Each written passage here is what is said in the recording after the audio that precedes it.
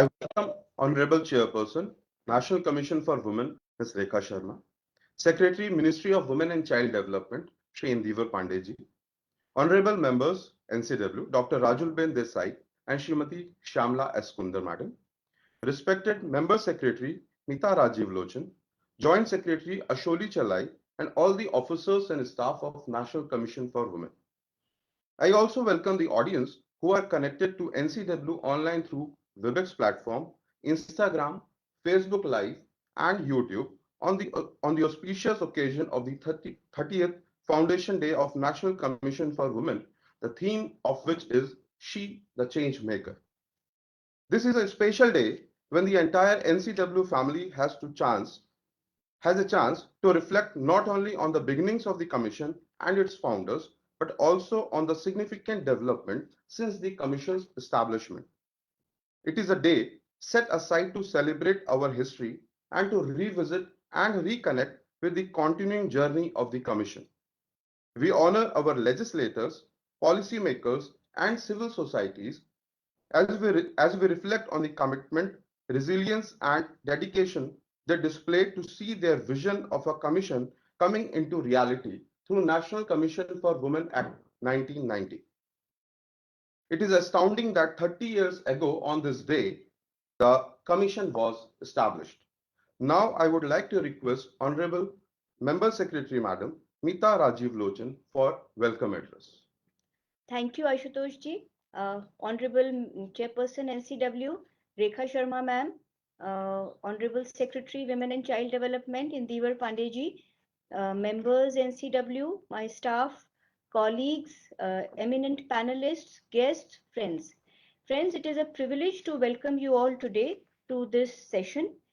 In the last 30 years since it was set up, the National Commission for Women has been working consistently towards the goal of helping to set up an equitable legal framework for women in India. And it is with a sense of pride that we say today that yes, in law, women in India have the same rights as do men. The impact of this equitable legal framework is all around us for us to see.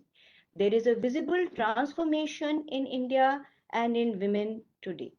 Two indicators that I would like to flag are one, the literacy of women, and the other is their participation in political life. In 1991, just 40% of women in India were literate. Today, 71% of women in India are literate. In 1991, the gender gap in literacy, that is the difference between male and female literacy, was of the order of 24%. This gender gap has now come down to 13%. Even more remarkable is the way in which women today participate in the political life of the nation. In 1991, in the election to the 10th Lok Sabha, 51% women voters had cast their vote. And when we compare this with the last Lok Sabha election of 2019, we see that for the first time in recorded history, more Indian women have cast their vote than have men. That is more than 67%. So this is a very major change. It is not just as voters that women participate in political life, they also stand up to contest in elections. Against, if we look at the Panchayati Raj institutions, against a minimum mandatory 33%, today more than 45% of elected representatives in these Panchayati Raj institutions are women. The NCW continues to work on the goal of increasing awareness about laws and legal rights among the female population. We have also been working equally towards the empowerment of women. It is women who are the most significant change makers in society. NCW has been promoting training programs for different target groups among women in society, whether it is dairy farmers, students, entrepreneurs. Today, 1 out of 5 businesses in India are led by women, and nearly 45% of manufacturing enterprises in the small scale sector are led by women. This is very significant. It shows that women are increasingly comfortable in moving out of their traditional roles and into the role of creators of wealth and creators of value. It also shows that increasingly men are comfortable with seeing their mothers, wives, and daughters in these roles. In the past 1 year, the NCW has collaborated with IIM Bengaluru to train women entrepreneurs in a 6-week course, and those select women who complete this course are further given a hand-holding experience by the India SME Forum. Friends, in the modern world, technology and internet have changed the way in which we look at the world, and knowledge about these changes, knowledge about how to use the opportunities created by these changes is a very useful asset. I many times feel that the habit of using titles like women doctors, women engineers, women entrepreneurs is unjust to women. There are so many competent women professionals today, and gender is a small part of their total identity. There is much more to them. If we can help in increasing their knowledge, increasing those competences, that is the most signal contribution that we can make. That precisely has been the effort of NCW consistently. We are in India is increasingly moving towards becoming a knowledge society, and we today, on this 30th Foundation Day of the National Commission for Women, come together to affirm our collective commitment towards achieving this goal of an inclusive society where women are able to achieve their potential. Thank you, friends. Now, as part of the Azadi Ka Amrit Mahotsav celebration, we move to screening a documentary on unsung women freedom fighters in the 75th year of Indian independence.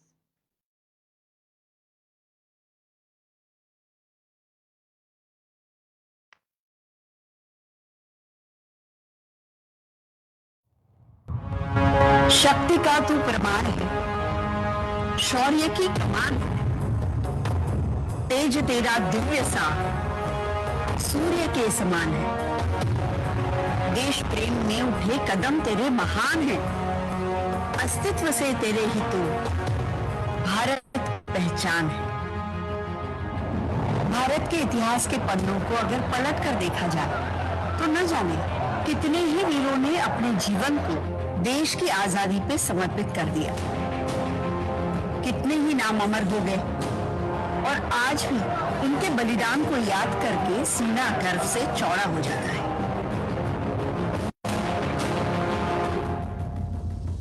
नमस्कार, मैं मृणाल कुलकर्णी। आज मैं आपके समक्ष इतिहास के उन्हीं पन्नों से कुछ ऐसी वीरांगनाओं की गाथाएं लाई हूं जिन्होंने न सिर्फ आजादी का सपना देखा बल्कि उस सपने को सच करने के लिए अपने प्राणों की आहुति तक दे डाली। फिर भी उनके नाम और बलिदान की कहानी समय के कालचक्र में कहीं गुम सी हो गई। पर आज आजादी के अमृत महोत्सव ने हमें अवसर दिया है उन नामों और बलिदानों को याद करने का और आजादी की क्रांति में उनके अमूल्य योगदान को जानने का। वीरांगनाओं की अनसुनी कहानी हमारी जुबानी। सन 1857 में जब क्रांति की लहर देश भर में फैली तो कौन जानता था कि अवध उत्तर प्रदेश में जन्मी उदा देवी अपने पति की मौत का प्रतिशोध लेने के लिए स्वयं अंग्रेजी सेना पर धावा बोल देंगी। नवंबर 1857 में हुई सिकंदराबाद की लड़ाई में इस वीरांगना ने अपने बंदूक से न जाने कितने ही अंग्रेज सिपाहियों को मौत के घाट उतार दिया और खुद भी वीर गति को प्राप्त हो गई। देश प्रेम में उठे इन महिलाओं के कदम अतुलनीय थे और साथ ही अविश्वसनीय था इनका साहस जो किसी भी अवस्था में डिगने को तैयार नहीं था। इसी बात को दर्शाया लक्ष्मण कौर ने 13 अप्रैल 1919 को अमृतसर के जलियांवाला बाग में जब अंग्रेज सेना ने गोलियां चलाई तो उनका सामना करने वाला एक सीना लक्ष्मण कौर का भी था। लक्ष्मण कौर की तरह और भी महिलाएं उस दिन जलियांवाला बाग में शहीद हो गईं। ऐसे ही न जाने कितने बलिदान भारत के अलग अलग हिस्सों में रहने वाली महिलाओं को प्रेरित कर रहे थे समाज की बाधाओं को तोड़कर देश के लिए आवाज उठाने। और ऐसी ही एक आवाज थी उषा मेहता की। No doubt, he feels terribly dejected and disappointed looking to the condition of the country at present. जिन्होंने रेडियो के माध्यम से 1942 के दौरान चले भारत छोड़ो आंदोलन में एक नई ऊर्जा फूंक दी थी। गुप्त रूप से संचालित अपने रेडियो स्टेशन पर उषा मेहता ने निडर होकर अंग्रेजों द्वारा किए जा रहे अत्याचारों की सूचना देशवासियों तक पहुंचाई। क्रांति की ये लहर धीरे धीरे देश के हर एक कोने तक फैल रही थी और इसी में खुद को शामिल किया कड्डलूर तमिलनाडु की एक सच्ची स्वतंत्रता सेनानी अंजलाई अम्मल ने। असहयोग आंदोलन और भारत छोड़ो आंदोलन में इनका योगदान प्रशंसनीय था। गर्भावस्था जैसी नाजुक घड़ी में भी ये जेल जाने से नहीं घबराई और अंग्रेजों के विरोध में कदम उठाती रही। इतना ही नहीं, स्वतंत्रता के संघर्ष को जारी रखने के लिए ये अपना घर और जमीन तक बेचने से पीछे नहीं हटी। देश हित के लिए ऐसा जज्बा रखना अपने आप में एक मिसाल था। ऐसी ही एक मिसाल बनी मणिपुर की रानी गाइडिनलिउ, जो मात्र 13 साल की आयु में हाइपो जादोनम के हेराका धार्मिक आंदोलन का हिस्सा बनी। 1931 में जादोनम की फांसी के बाद उन्होंने आंदोलन का नेतृत्व संभाला, पर अंततः उन्हें आजीवन काल के लिए कैद कर दिया गया था। तब वो सिर्फ 16 साल की थी। पर अंग्रेजों को ये नहीं पता था कि कैद केवल शरीर होता है, इरादे नहीं। कुछ ऐसा ही इरादा गौरम्मा के मन में था जब वो मैसूर राज्य में एक जवाबदेही सरकार बनाने को लेकर चले आंदोलन का हिस्सा बने। इस आंदोलन में 25 अप्रैल 1938 को हुई पुलिस फायरिंग में कई आंदोलनकारी अमर हो गए, जिसमें एक गौरम्मा भी थी। आजादी की लड़ाई में देश के हर कोने से और हर राज्य में रहने वाली कितनी ही महिला स्वतंत्रता सेनानियों ने महत्वपूर्ण भूमिका निभाई। स्वतंत्रता संग्राम की गाथा इन महिलाओं के योगदान के बिना अधूरी है। केवल अंग्रेजों की ही नहीं, बल्कि समाज की बेड़ियों को भी तोड़ते हुए बलिदान और शौर्य से भरी इनकी कहानियां इस बात की साक्षी है कि देशभक्ति से बढ़कर कोई धर्म नहीं। आज भले ही कहीं गुम हो गए हुए नाम, जिन्होंने कर दी न्यौछावर देश के लिए अपनी जान। तुम्ही से तो है मेरा भारत महान। तुम्हारे निस्वार्थ बलिदान को हम सबका शत शत प्रणाम, शत शत प्रणाम।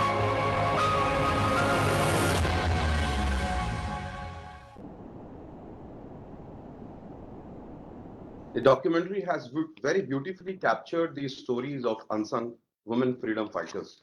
Thank you, madam. Moving forward, we also give thanks to all our partners for the developments undertaken since the last Foundation Day celebration, when we acknowledge the women COVID-19 warriors. During the second wave of COVID last year, under the rock-solid leadership of our chairperson, madam, the commendable work was being undertaken by all the employees of NCW. Now, I would like to request Honorable Chairperson, madam, to deliver keynote address and to enlighten us with her vision and the mission mode approach which madam has adopted since her joining the commission. Namaskar. Secretary, Women and Child Development, my members Shyamla S. Kundar, Rajul Ben Desai, Member Secretary Meeta Rajiv Lochan, officers, staff, and people who have joined, the participants who have joined today, not only through WebEx, but also on Facebook, on other social media platforms. Firstly, I should start my address by thanking each and every women and men who were part of conceiving the idea of NCW, who were part of struggle behind it, who were part of this idea, the way NCW was conceived, and then the lawmakers who worked on the act, who passed the act in the legislature, in the parliament, and all the previous chairpersons who worked hard, and because of them, I think we could reach where we are today. I must thank you all for this glorious journey of National Commission for Women. I must remember all the previous chairpersons, Ms. Jayanti Patnaik, Dr. V. Mohini Giriji, Ms. Vibha Parth Sarthi, Ms. Purnima Advani, Girija Vyasji, Ms. Mamta Sharma, and Ms. Lalita Kumar Mangalam, under whom I was member. This has been a long journey, and NCW has been working for the empowerment of women, for their upliftment from last 30 years. And not only about this, but I would also like to talk about the way the paradigmic shift happened in last few years. We are not only now working on complaints, which is a very important part of NCW. We are also working on empowering women through financial, economically empowering women. We are working towards awareness programs, because I have seen from the last 6 years when I'm in the commission, that most of the things happen against women, or women are targeted because they are not aware, or people are not aware of women's right. So since last few years, we are giving lot of attention to the awareness programs, whether awareness in younger children, in schools or in colleges. We are making men aware. We have made a very successful program, Men for Women, where, because unless men are part of growth of women, I don't think we'll be able to achieve what we want to achieve for the women of the country. So we have also started legal awareness programs through NALSA. We have started awareness programs through webinars and seminars all over India.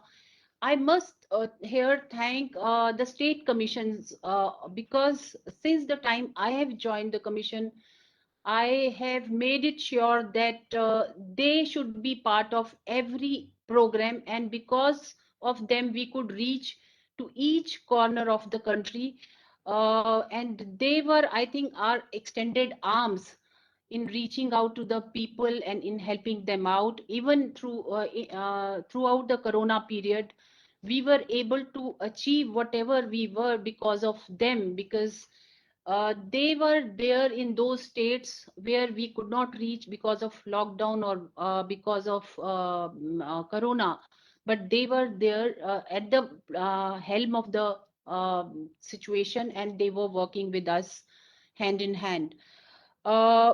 NCW, as I said, we have been working for economic upliftment of women.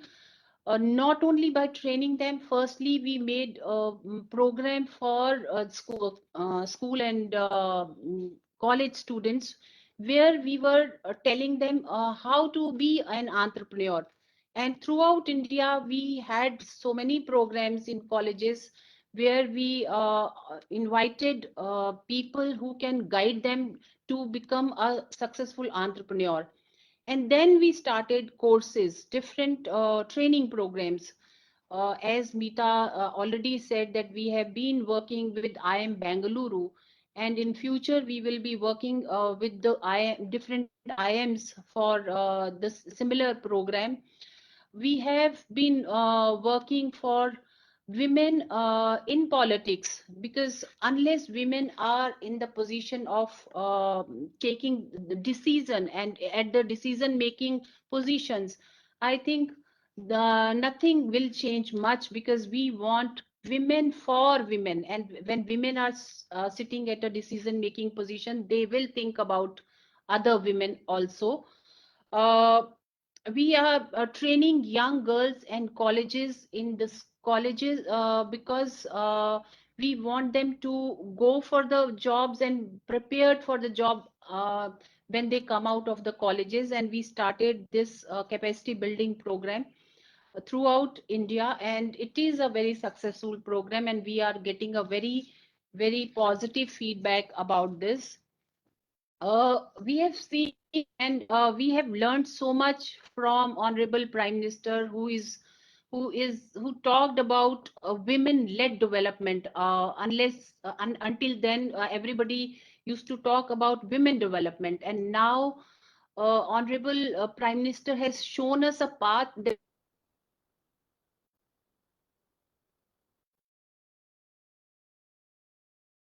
towards these training programs.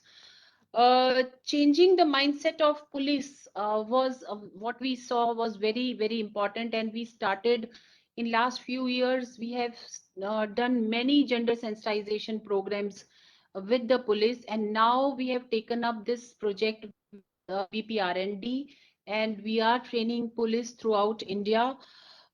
We also have got many problems in protection officers work, and because of that we started training of protection officers. That also was a pan India program, uh, making men also part of the conversation. We are also now going to make these programs countrywide, which we did in with Kendriya Vidyalay. We also did a very good experiment where we taught women how to earn money sitting at home, and start this program with Airbnb, where they can work with the tourism industry also. So that also in few states where the tourism is good, we started this program last year. Dairy farming is what we started for women in the villages. We are training women in the villages about how they can make new products. And because everybody in the villages are having small dairies, but they are not aware of the new products and how they can make those products. So we started that program also. In future, I must, when I'm talking about past and present, I must also talk about the future, what I see, that how NCW should plan its future. I think we have already started 24/7 helpline, where we can reach to women, and women can reach us any time of the day or night, because we were having problems when we were not being able to reach them in holidays or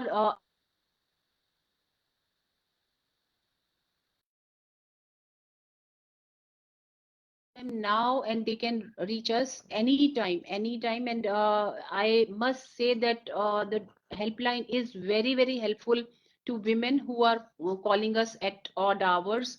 We are helping them through police, even in the hospitals we are able to help them out. When I was talking about future, I must say that need to be strengthened, that we should always be present when women needs us. So one of the thing is we are doing Johnson wise and going there, members and me also, we are going in every district and listening to women and their problems. But we need to strengthen that system also. We also need to strengthen the working with the police, the coordination with the police. We will be doing it in future, and again we will be starting few more programs for making women entrepreneurs or economically stronger. And that's my vision, that every woman should earn her own money and take her own decision. Unless she takes her own decision and stand on her own feet financially, I think will not be able to say that women are empowered. With that, I thank Secretary WCD for joining us today, and I also invite him for his address. Thank you so much.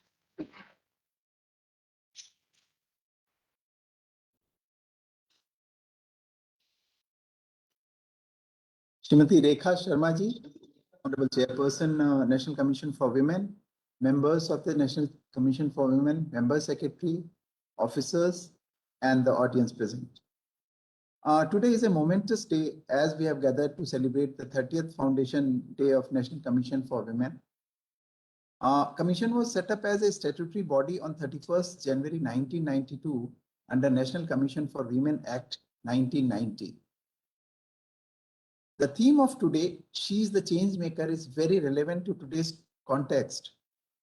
The themes for today's sessions, women entrepreneurs, driving women in decision making, and digital empowerment women are very apt in this scenario where there is intense focus on enterprise from women's side, particularly in the context of reduced participation of women in labor force in the last 2-3 years, maybe because of COVID.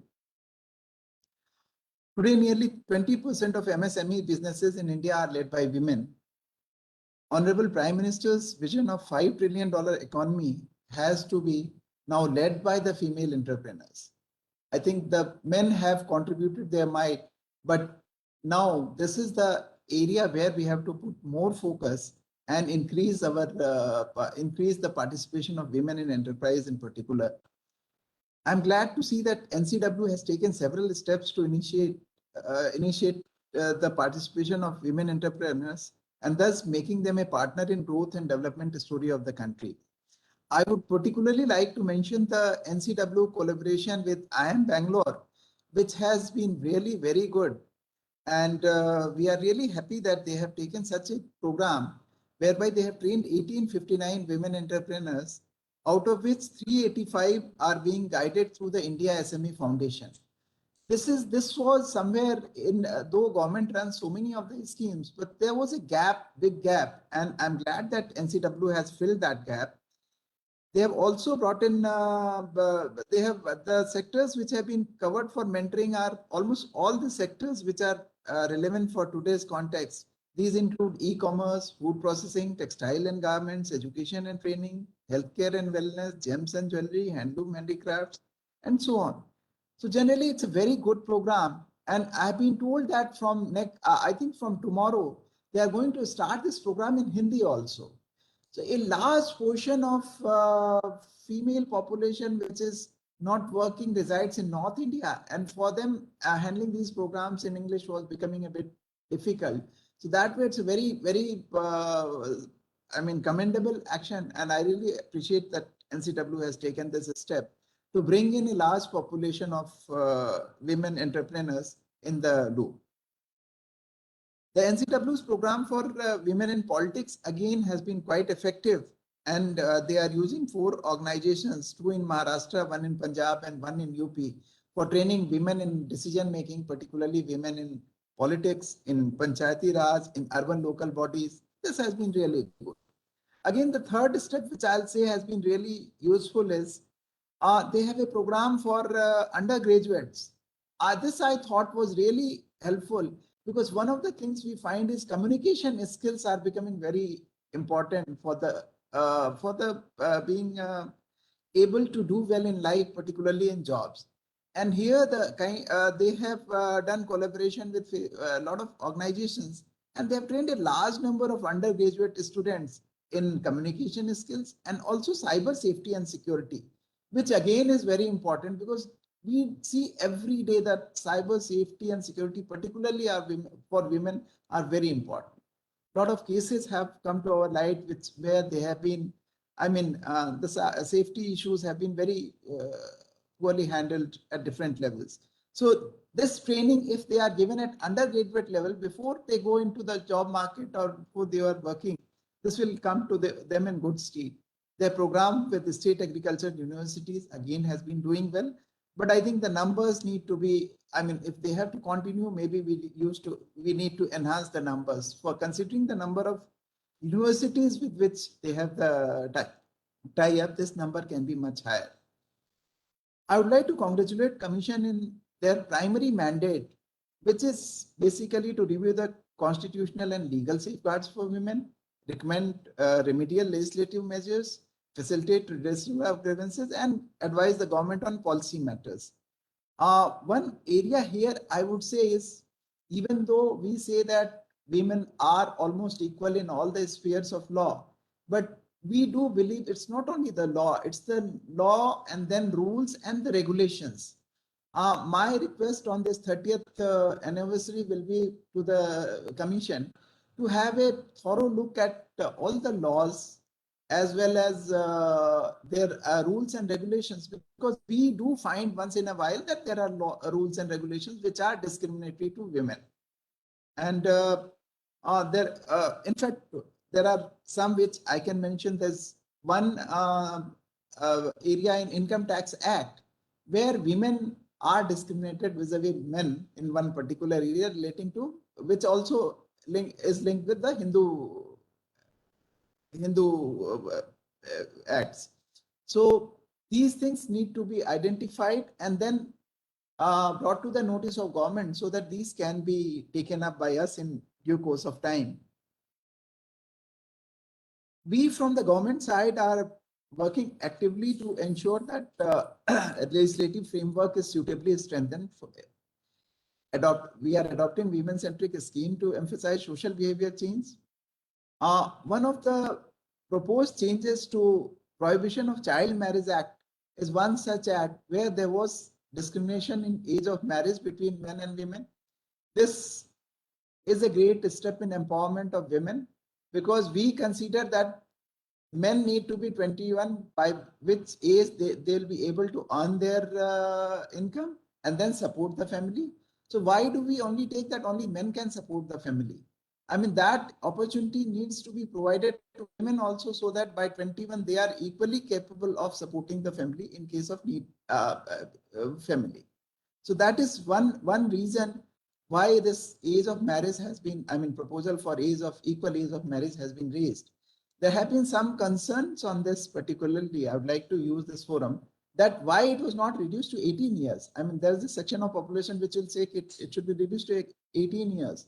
But the other aspect is, if you see today's, I mean, education system, nobody will be in a position to support his family before 21 at least. So the intention is, if we are having a family and we have to support the family, whether it is done by the female member or by the male member, both should have equal opportunities, and that cannot be done before 21. So that was one. The economic reason was the predominant reason, and women empowerment, that this age was made equal and not reduced to 18, as some of the people have been suggesting. In the last few years, you see there is a paradigm shift in the thinking of the government. We have moved from women development to women-led development. And we are very sure that the GDP of country will grow at a much faster rate from that as and when the participation of women in development increases. The one area of concern particularly has been the participation in labor force, which has been declining in last few years. And I think that is one area where I'll request NCW to also have a look. Maybe we can commission a study. What are the underlying reasons why this number labor participation, female labor participation is coming down? This is something we would request them also to look at. If you see last few years, there are schemes which have touched women's life, like Ujjwala Yojana, 8 crore LPG connections have been. Nothing can be more empowering for the women than cooking on a gas. This thing, I mean, a very simple thing, but it has changed the lives of the. There are huge number of 23 crore Jan Dhan accounts where majority of the beneficiaries are women. 69% of loans to women beneficiaries has been given in Mudra Yojana. And in the Awas Yojana, Prime Minister Awas Yojana, 11.22 crores household have been provided toilets also, which also a great measure of empowerment. We also have increased the maternity leave to women, permitted women to combat roles in military and paramilitary, allowed them entry into NDA, allowed them entry into Sainik schools. So there are a whole lot of measures which have been taken up to bring real parity between men and women at this stage. Critical areas which still need some attention include fighting the patriarchal mindset comes from the differential ages in various acts, improving access to quality education, health service skilling, promoting women's entrepreneurship, which we have discussed, rebalancing policies for unpaid care work, ending violence against women, reducing maternal mortality, participation of women in power and decision making at all levels. I personally take this opportunity to congratulate Dr. Rekha Sharma, members of the NCW and entire team for working tirelessly towards making the nation as equitable and safer place for women, and implore NCW to continue to make strong strides towards pushing gender equality agenda so that women can spread their wings and fulfill their full potential as equal partners in national building. At the end, I thank you all for joining us today. I encourage all the participants to actively engage in the dialogue and cross-learning for making our country and planet a better and safe place for women and girls. I am hopeful that together we'll achieve the target of gender equality at the earliest. Thank you. Namaskar. Thank you so much, sir, for your motivating and inspiring words. Now I'll hand over the charge for the panel discussion to my colleague, Ms. Palak Jain. Please stay connected.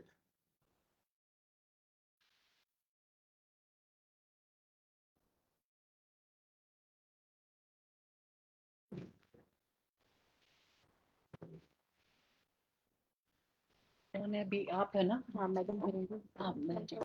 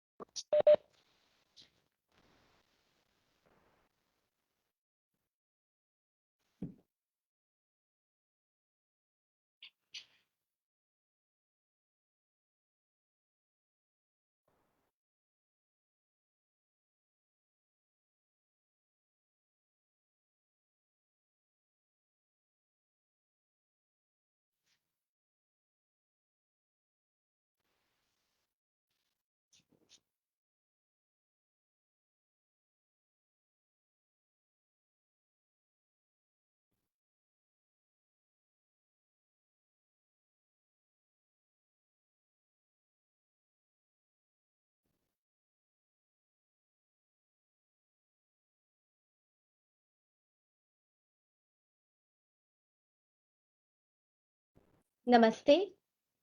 It is my pleasure to extend a cheerful welcome to all who have joined us today virtually. It's a proud day when the Commission has completed 30 wonderful years, one we have been planning and waiting for. Today, on the momentous occasion of National Commission for Women's 30th Foundation Day, the Commission has decided to hold 3 panel discussions under umbrella of the theme She, the Changemaker. Having partaken in NCW's remarkable journey so far and aspirations hereon, we now proceed with our first session of the day, Women Entrepreneurs Driving the Change. India's startup landscape is attracting more women entrepreneurs than ever before. It is indeed an exciting time when women are rewriting the rules for business, families, and society. Using their unique strengths, women are blending purpose and profit to the betterment of all. The Commission firmly believes that economic independence is the key to women empowerment. Women entrepreneurship is a definite way to promote women's economic independence. The Commission, marking its 30th year of foundation, aims to have an effective dialogue on the theme of women entrepreneurship, believing it to be a turnaround for women and economy. The Commission today is hosting a panel of successful entrepreneurs hailing from diverse backgrounds and sectors, each with a story uniquely compelling. Let me take a moment to welcome our panel guests before I hand over the reins of the session to our expert moderator. We are truly delighted to have you all here. The moderator for this panel discussion is Ms. Sushma Murthania, Director General, India SME Forum. As part of her commitment and vision, Sushma ji oversaw the formation of India SME Forum, India's largest organization of small and medium enterprises. Sushma ji's belief in women empowerment and entrepreneurship is the key for social and economic change in India, made her start encouraging and working with various clusters of artisans and backward class, self-employed women as a continuous social activity. Sushma ji, the virtual floor is all yours now. Thank you very much, Pala. Thank you for the kind words and kind introduction. I would like to congratulate our chairperson, Madam Chairperson, Srimati Rekha Sharma, under whose leadership we are celebrating this 30th Foundation Day of National Commission for Women, and all the esteemed members of NCW and all the team members who are associated with this esteemed organization. Before we move on to the panel discussion, I would like to invite Srimati Shyamla S. Kundar, member of National Commission for Women, to give an opening address, please. Welcome, ma'am. Namaskar. Ratnakara Dautapadam Himalaya Kiritinim Rajashri Ratnadhyam Vandhe Bharatmataram. India is a country where women are worshipped, revered, and respected. If a woman can handle the household responsibilities as a daughter, as a sister, as a mother, as a daughter-in-law, and she can handle business too. Knowledge and strategy required to manage the enterprise and household chores and same.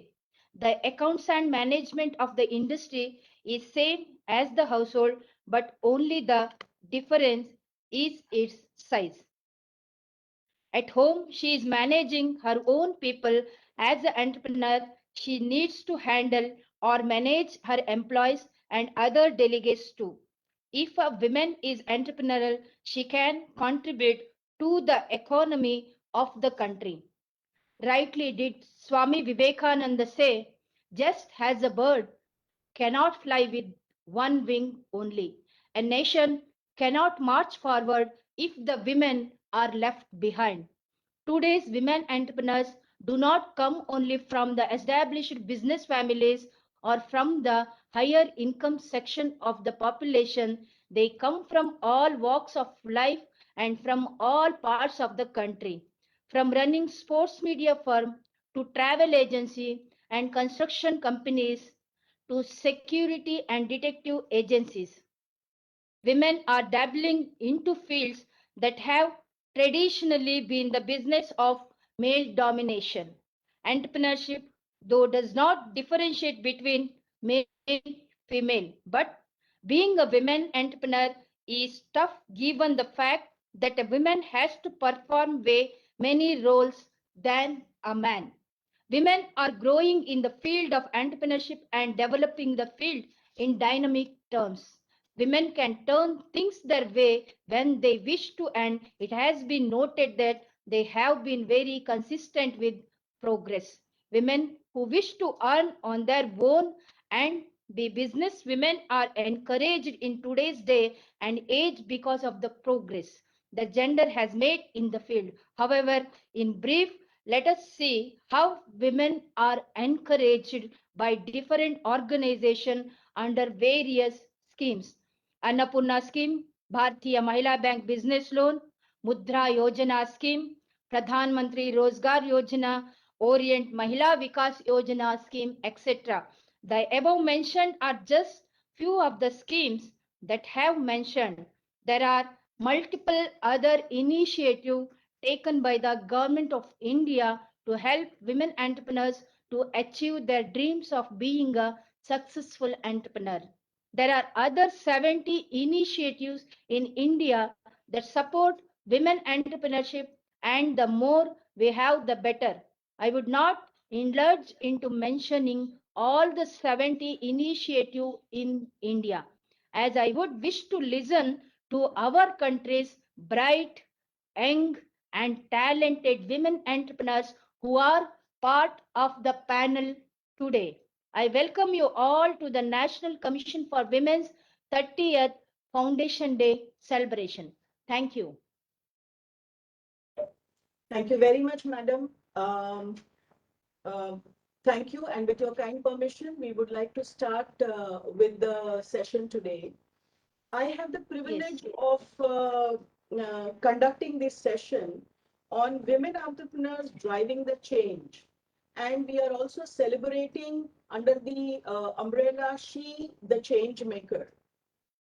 You know, I would like to ask this question to all our unique, dynamic entrepreneurs and the learned panel here, as well as all the participants and women who are watching this program and tuned with us today, that what change we want, what is the ecosystem, or what is it, or we want to see to boost entrepreneurship, to be able to offer jobs. And our Honorable Prime Minister has been talking about the demographic dividend, the working age population, and that, you know, the jobs are not going to be so easily available. In fact, just this morning, I read a headlines that 7.6 crore women or girls are going to be employable in the next year compared to the current 5.6 crore women. So how are we going to employ this woman population? And as I see personally, in my opinion, more than making this employable force as a job seeker, why don't we motivate them? Why don't we inspire them to actually become job givers? Because that's how they will be able to contribute to this country's economy and GDP.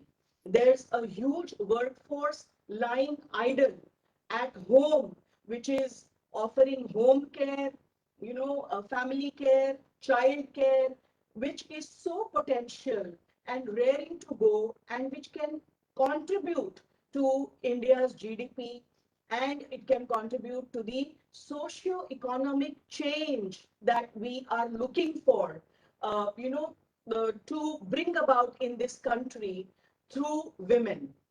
You know, before we start with the panel, I'm going to take 5 minutes and read out some facts and appraise you of some figures which will talk about the present situation, the entrepreneurial situation of women in our country. India has about 15.7 million women-owned enterprises, representing 20% of all enterprises. While these numbers look very large, these are basically, represented mainly only by name, but men are who are running these enterprises. They are only owned, but not run by them. Accelerating quantity and quality of entrepreneurship towards such benchmarks can create over 30 million women-owned enterprises, of which 40% can be more than self-employment, and it can generate potentially transformational employment in India for about 150 to 170 million jobs, which is more than 25% of the new jobs required for the entire working age population in India from now until 2030. While women are better educated, they enjoy improved healthcare in the current scenario than it used to be previously. They continue to face structural, social, and economic barriers to paid employment as well as entrepreneurship. This limits a woman's individual economic advancement and constrains India's social and economic progress. Women's potential remains untapped resource in our country. Despite significant strides, India's growth story has ignored women. The World Bank estimates that 75% of working age women currently in India do not have paid work. Although women represent 42% of the agricultural labor force in India, only 2% of women own farmland. Of the approximately 432 million working age women in India, about 343 million are not paid in formal work. An estimated 324 million of these women are not in the labor force, and another 19 million are in the labor force but not employed. Women's labor force participation rate in India is lowest amongst in the world, and it continues to decline. The decline between the age of 15 to 24 may be partially attributable to an increased focus on education. While India has a women's labor force participation rate of 25%, China has 69%, Brazil has 61%, and countries like Sri Lanka and Bangladesh have 38%. By 2030, India's working age population will surpass an unprecedented 1 billion, and up to 400 million women's economic potential may be left unaddressed. Women-owned enterprises are growing. Over the past decade, women-owned enterprises have increased from 14% to 20% as per the government sources. This is with the help of national and state government schemes. There are schemes like Stand Up India, there are schemes like Mudra Yojana, which have positively contributed. There are also schemes like Prime Minister's Employment Generation Program, which have positively contributed towards building and promoting entrepreneurship amongst women. India still faces a large gap compared to its peers like US, UK, and other developing markets such as Brazil, Russia, and Nigeria. True entrepreneurship among women is overrepresented in numbers, but that's what we are here to discuss today, that what kind of ecosystem we need, what kind of support we need, what kind of education we need, and what other socio-economic barriers or conditions need to be changed, amended to help women foray into all the traditional as well as unconventional entrepreneurship areas. Today, I have the privilege and pleasure of talking to some of the very eminent women entrepreneurs who are present here amongst us in this panel, and they have forayed into some of the most unconventional industry sectors, and they are leading us by example. So let's learn from them what drove them to start this business. allow me to introduce Ms. Preeti Patel, Chairperson, Gujarat Mahila Cooperative Society Limited. Ms. Preeti is the founder promoter of Raspian Enterprises, a flagship defense engineering women enterprise having globally acclaimed technical collaborations focused to deliver latest technology, arms and weapon systems for Indian armed and security forces. Welcome, Preeti. We'll go one by one. So I would like to invite Preeti first. We have on the panel Srimati Revati Kulkarni Roy, founder and CEO of Hey Didi. She's a serial entrepreneur who has been working towards empowering urban poor women since 2000, whether it be by pioneering Asia's first all-women taxi service, Porsche, or recently founding India's first all-women instant parcel delivery service. Welcome, Revati ji. We also have on our panel today, Dr. Jugnu Jain, co-founder and CEO, Sapien Biosciences. Dr. Jain is a cell and molecular biologist with more than 30 years of experience in life sciences and healthcare industry. She has her PhD in genetics from Trinity College of Cambridge University, UK, on the coveted Nehru Trust for Cambridge University Scholarship. Dr. Jain is passionate about the growth of a life science and biotech entrepreneurial ecosystem at Hyderabad to nurture innovation and build synergies that can efficiently utilize limited resources such as space and equipment. Welcome, Dr. Jain. We have with us one more very dynamic entrepreneur, Ms. Devika Malik.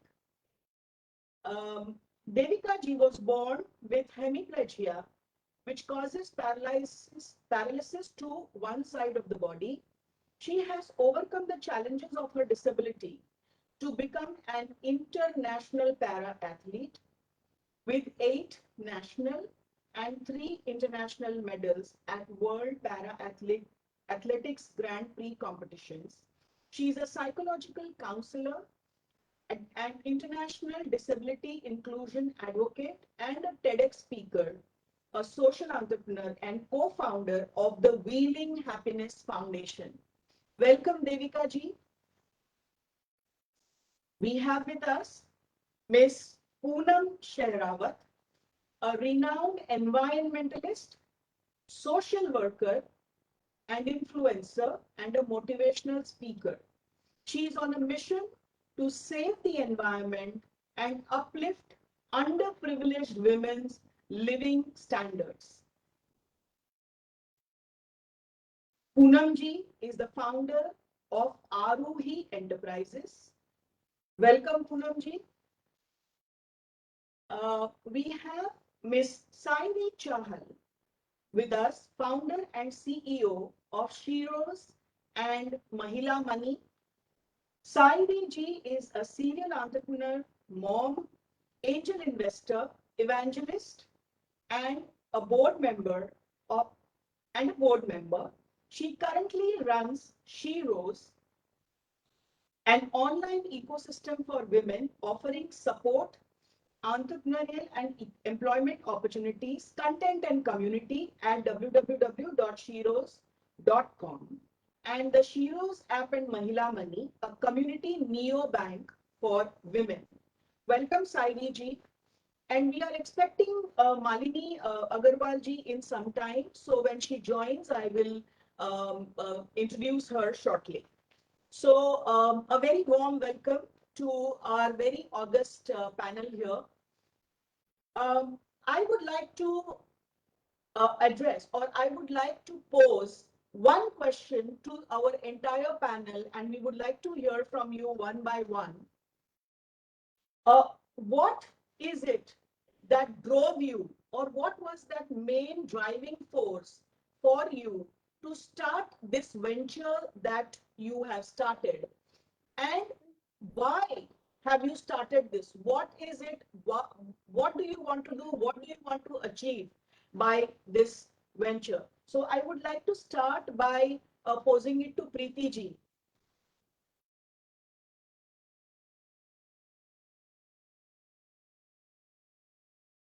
Preeti ji, can you hear us? Yes, can you hear me? Yes, we can hear you now, loud and clear. Thank you, NCW team, for giving us this platform to share our stories and experiences as women entrepreneurs. So, basically, sometimes entrepreneurship is the only option available to women, uh, and because there is huge competition and there is a severe restriction as far as women are concerned vis-a-vis the education qualifications, security and physical aspects, skills in organized sectors, etc. Right? So it is in all the sectors that women want to achieve, it is only through entrepreneurship that we can. So I have started Raspian Enterprise, which is a defense engineering company licensed to manufacture small arm weapon systems. One, I want women of our country to participate in defense of our country. It may not be possible for large number of women to join frontline defense, for example, in Navy or Army or the Air Forces. There are very specific women who could join. So I want women to join by way of defense production and manufacturing. And the important thing is that the skills that women excel in, which is responsibility, diligence, detail orientation, this is essential in defense manufacturing. And the second reason that I want women to participate is they need to join the core industry and engineering sector to enhance the earnings, because the traditional sectors that women are in, which is handicrafts and agriculture or cooperatives, do not offer huge remuneration vis-a-vis the effort that is required. And the most important thing, that today India is number one in having graduates in STEM, that is science, technology, engineering, and mathematics. So if you go by the data in 2017 and 18, women are about 43-40% in the STEM field. And in 2018 data, 30% of engineers were female graduates. So where do these women go? They require an avenue to be employable or to even start an enterprise. So I want engineers of India, I want women engineers to be able to, use their skills and talent to develop this country. So a defense organization is important for women. They will have ownership of personal security, for national security, and important for nation building. Thank you. Thank you very much, Preeti. But I would just like to ask you one more question before I move to another panelist. Is Yes. why did you choose defense and not any conventional industry sector? Because this is something which is absolutely unconventional, completely, owned by men. So as I spoke earlier, that it is not physically or socially possible for women to join the front line in any of the forces, right? So the way that women could contribute is by making products which defense forces require. So while men could easily join the frontline forces, it is not possible for women. And that's where I want to start a defense organization. I want women to be responsible not only for their own personal security, but for defense of the country. It is not only the man's job to provide defense of the country. It is also our job. And that's the reason that I've started this organization. Thank you, Preeti. More success to you. I would like to move on to Revti ji, because Revti ji is also one of the very few and dynamic persons who has ventured into taxi service, again an unconventional business. And was it something, Revti ji, that you wanted to uh, uh, foray into a business which probably men said that women can't do? Revti ji, over to you. What drove you to start this business? Good morning, and thank you so much, NCW, for having all of us on this panel. Sometimes they say that in adversity, innovation happens. So for me, it was not a planned entrepreneurship that I had done, but it gradually grew into that. And I had a skill. So I firmly believe that one needs to have some skills or you need a skill, you need money, you need idea, you need one of these at least to start some venture. So I was, I think, bestowed with a skill. So I come from a background of, I'm a master's in economics, but of course that had nothing to do with the empire that I started right now. So I'm a rally driver by profession. I'm also, I've done about 85 car rallies. I've won 80 of them. So for me, driving was always my pleasure. And it's like fish taking to water. So, driving is my immense skill. And I really think that with absolutely zero modesty, I would love to think that I'm the best driver in the world. So, I keep thinking that. And so it was this skill which I had. And unfortunately, about 15 years ago, I lost my husband.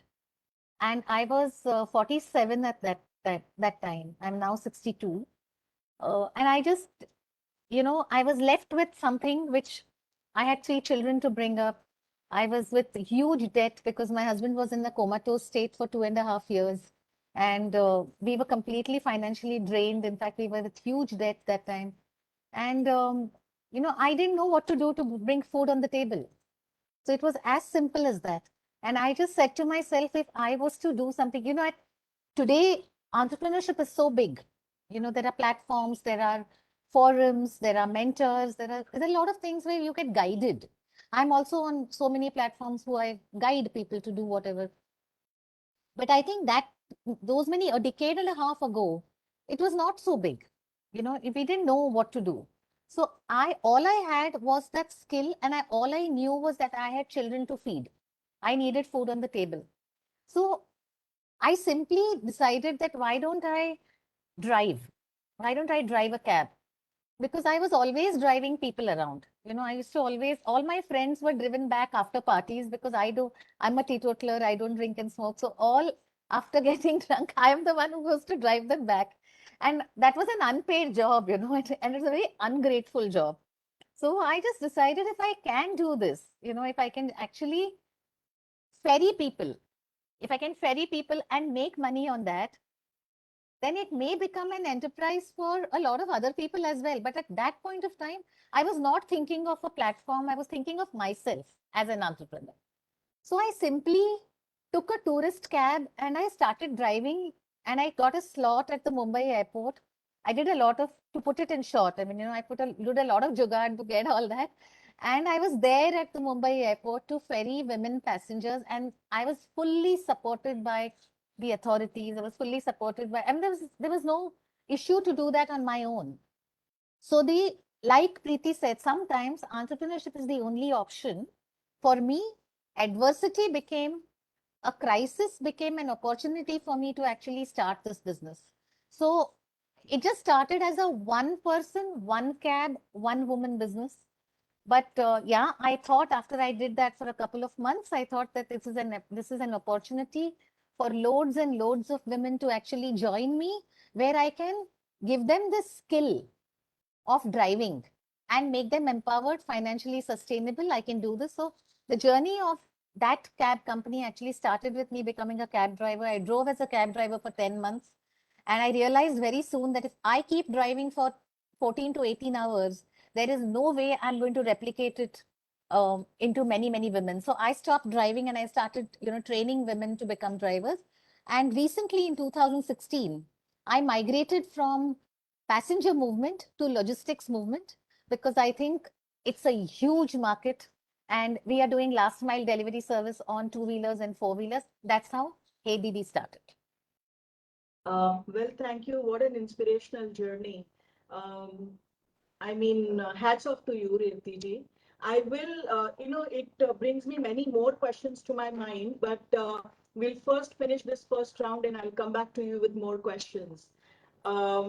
Next, I would like to invite Dr. Jugnu Jain to please talk about her venture and what is it that drove you, Dr. Jain, for starting this Sapient Biosciences, which deals into, live tissues and all. Dr. Jain?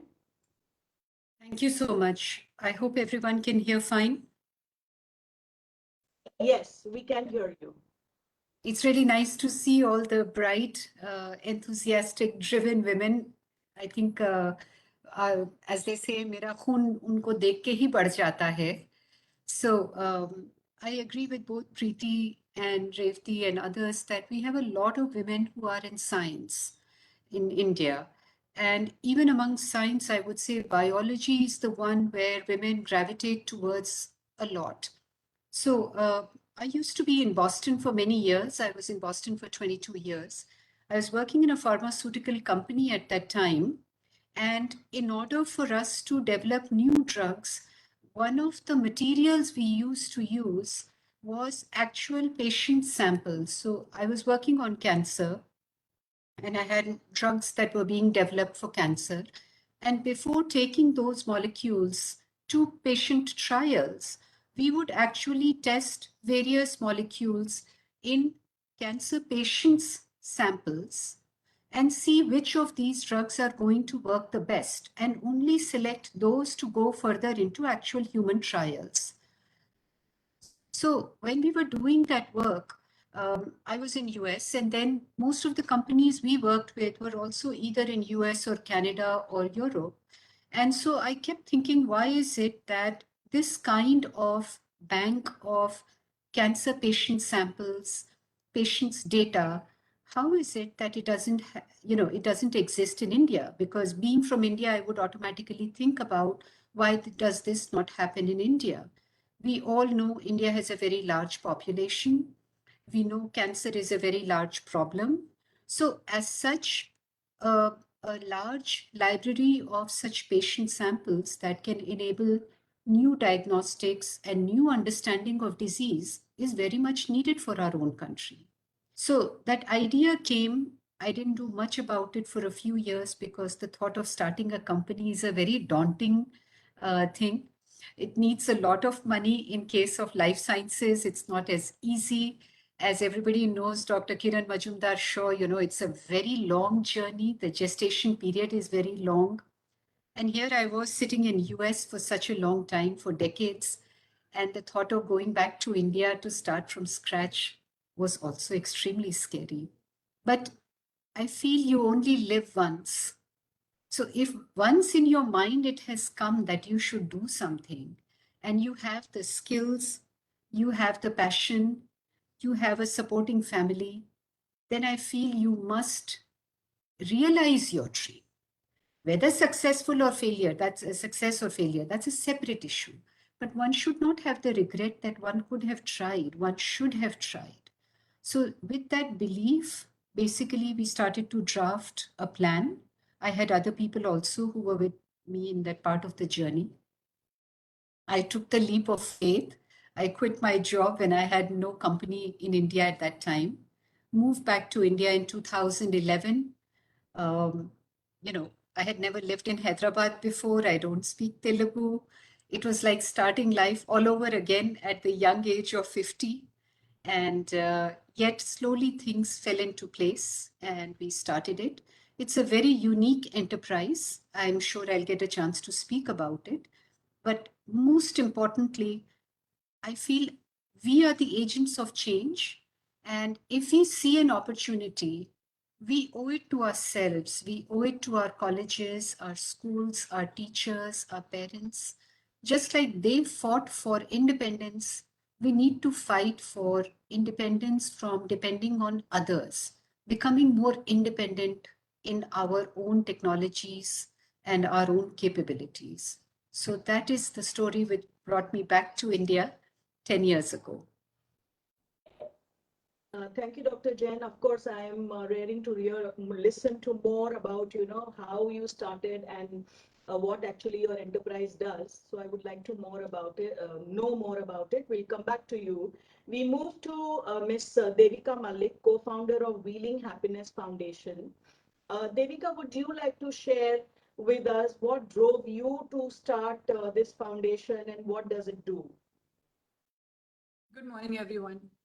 In my case, it was essentially my lived experience as a young person with disability, because I have had my disability since I was an infant.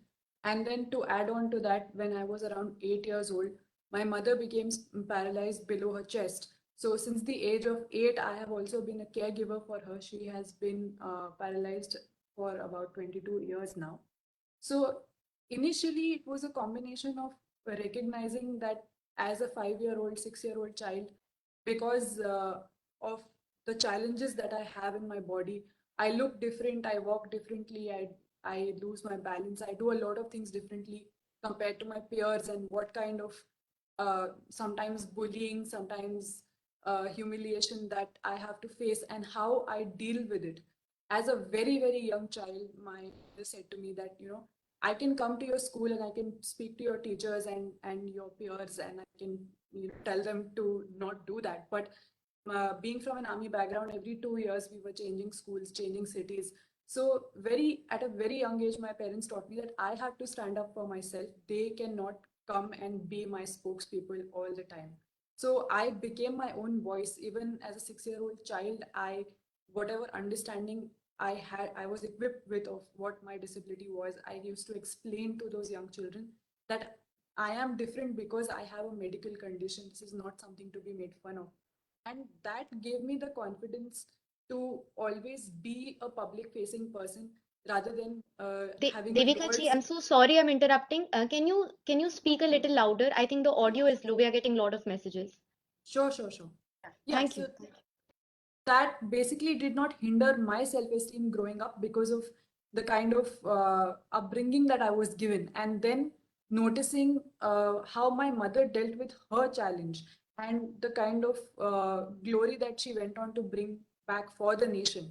In fact, initially, in the first few years of my mother becoming disabled, she started her own entrepreneurship venture, which was she started a small garden restaurant because she wanted to feel independent and she wanted to feel like she could be a breadwinner irrespective of her physical limitations.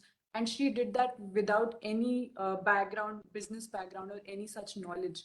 And then in addition to that, we started a lot of women started reaching out to us because they used to see my mother out and about in spite of her limitations, to the extent that she does not even have bowel and bladder control. So women with similar conditions used to reach out and say, how can we step out? How can we be independent like you? So initially, women used to come and live in our homes.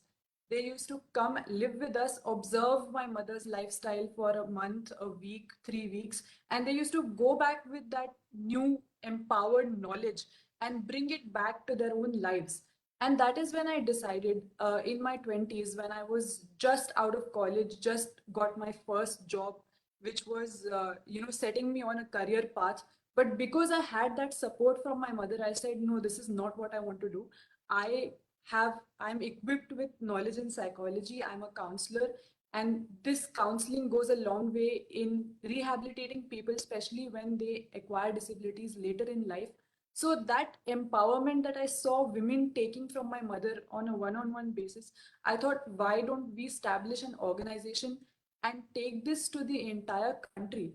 Because the fact is that if being from a well-to-do family, being from an educated family, I have still faced this kind of stigma from society, then it is unimaginable what kind of stigma and discrimination women in rural areas, women in tier 2, tier 3 cities face. There is a very well-documented case of double discrimination against women with disabilities on account of their gender and disability, and the kind of opportunities that they lose out on because of being homebound and because of being dependent on their caregivers. So when we started this foundation, it became a very simple thing for us to notice that even a wheelchair, something as simple as a mobility device, can be transformational for a person's independence and self-reliance.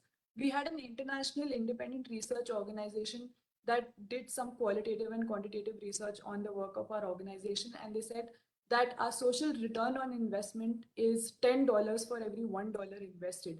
Because it's as simple as, once a woman has a wheelchair, she has a degree, she has done online education, she has done distance education, but she doesn't have a mobility device that will take her to the nearest school where she can teach it in the primary section and utilize her B.Ed degree. So when she starts doing that, when she starts earning her own livelihood because she now has mobility, she now has confidence, that also feeds back into saying that this is the social return on investment that my foundation is enabling.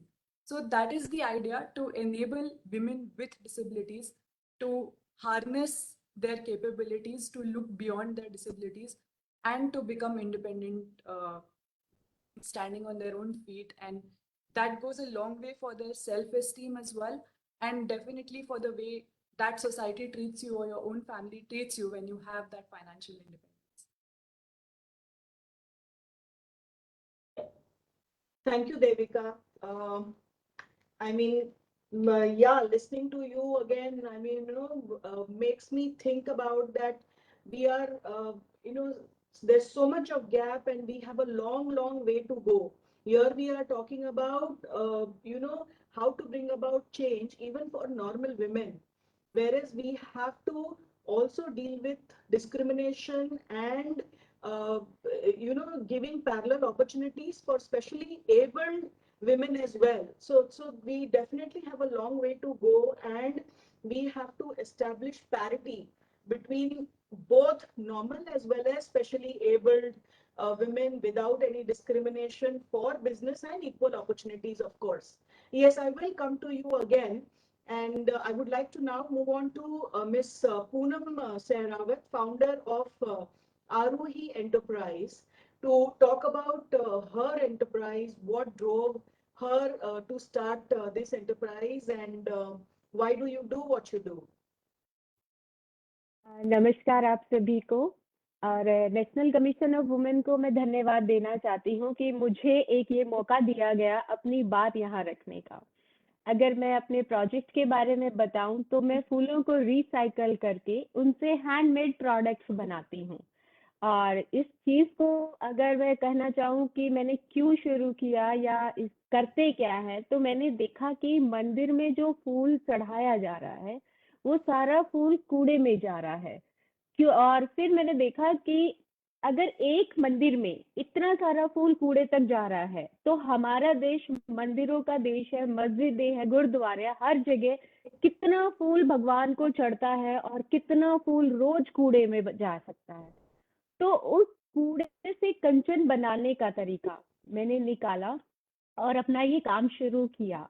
और अगर इसके पीछे की story मैं आपको बताना चाहूँ क्यों शुरू किया, तो मैं एक ऐसे बैकग्राउंड से आती हूँ जिसमें बेटियों को खासकर एक सोने के पिंजरे में रखा जाता है। उनको बहुत पैम्पर किया जाता है, बहुत प्यार दिया जाता है, लेकिन आज़ादी नहीं दी जाती।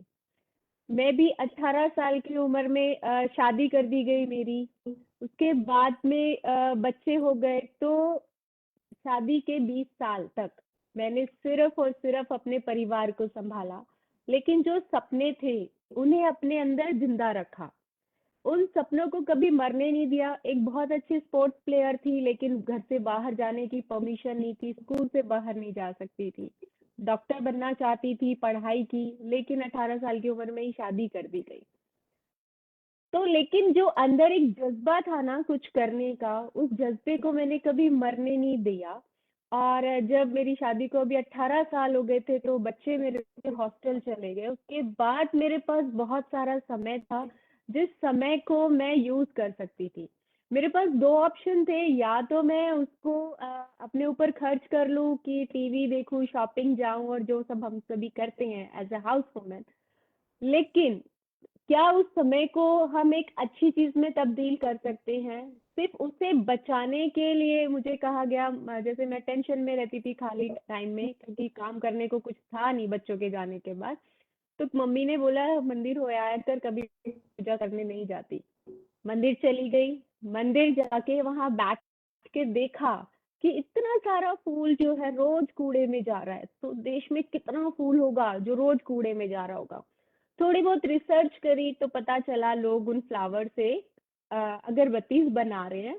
एक बहुत बड़ी कंपनी थी कोई, जो वहाँ कांटेक्ट नंबर निकल के आया और मैंने उनसे बात की कि सर मुझे हेल्प चाहिए, क्या आप मुझे हेल्प करेंगे इस फूलों से कुछ बनाने में? तो दे सेड कि मैम अपना बायोडाटा भेजिए, आपकी काबिलियत हम चेक करेंगे, आपका इंटरव्यू लेंगे और फिर हम डिसाइड करेंगे कि आप ये काम करने लायक हैं या नहीं है। वो जो एक लाइन थी उसने मुझे अंदर तक जो जोड़ दिया और मैंने कहा उनको, तुम होते कौन हो ये डिसाइड करने वाले कि मेरे में कितनी काबिलियत है, मैं कर सकती हूँ कि नहीं कर सकती हूँ। मैं एक औरत हूँ और औरत में इतनी शक्ति है कि वो एक जननी होती है, वो एक आदमी को जन्म देती है, दुनिया को चलाती है। तो तुम डिसाइड करोगे कि मेरे अंदर क्या ताकत है, कि मैं कुछ कर सकती हूँ कि नहीं कर सकती हूँ। उस एक चीज से मैंने रिसर्च करनी शुरू करी और मैंने कुछ प्रोडक्ट्स बना दिए। बहुत सारी प्रॉब्लम्स भी आई उसमें। मैं एक ऐसे बैकग्राउंड से थी जिसमें कोई बिजनेस की नॉलेज नहीं थी। मैंने जो एजुकेशन कॉरेस्पॉन्डेंस से करी घर बैठ के, क्योंकि 18 साल की उम्र में शादी कर दी। फिर पढ़ने के नाम पे बस यही था कि जेबीटी कर लो या टीचर बन जाओ, उसके अलावा मुझे कोई परमिशन नहीं थी। लेकिन वो चीज मैं करना नहीं चाहती थी। तो वो जो चीज थी अंदर की ताकत जो थी वो बाहर निकल कर आई और फिर मैंने इस काम को करना शुरू किया।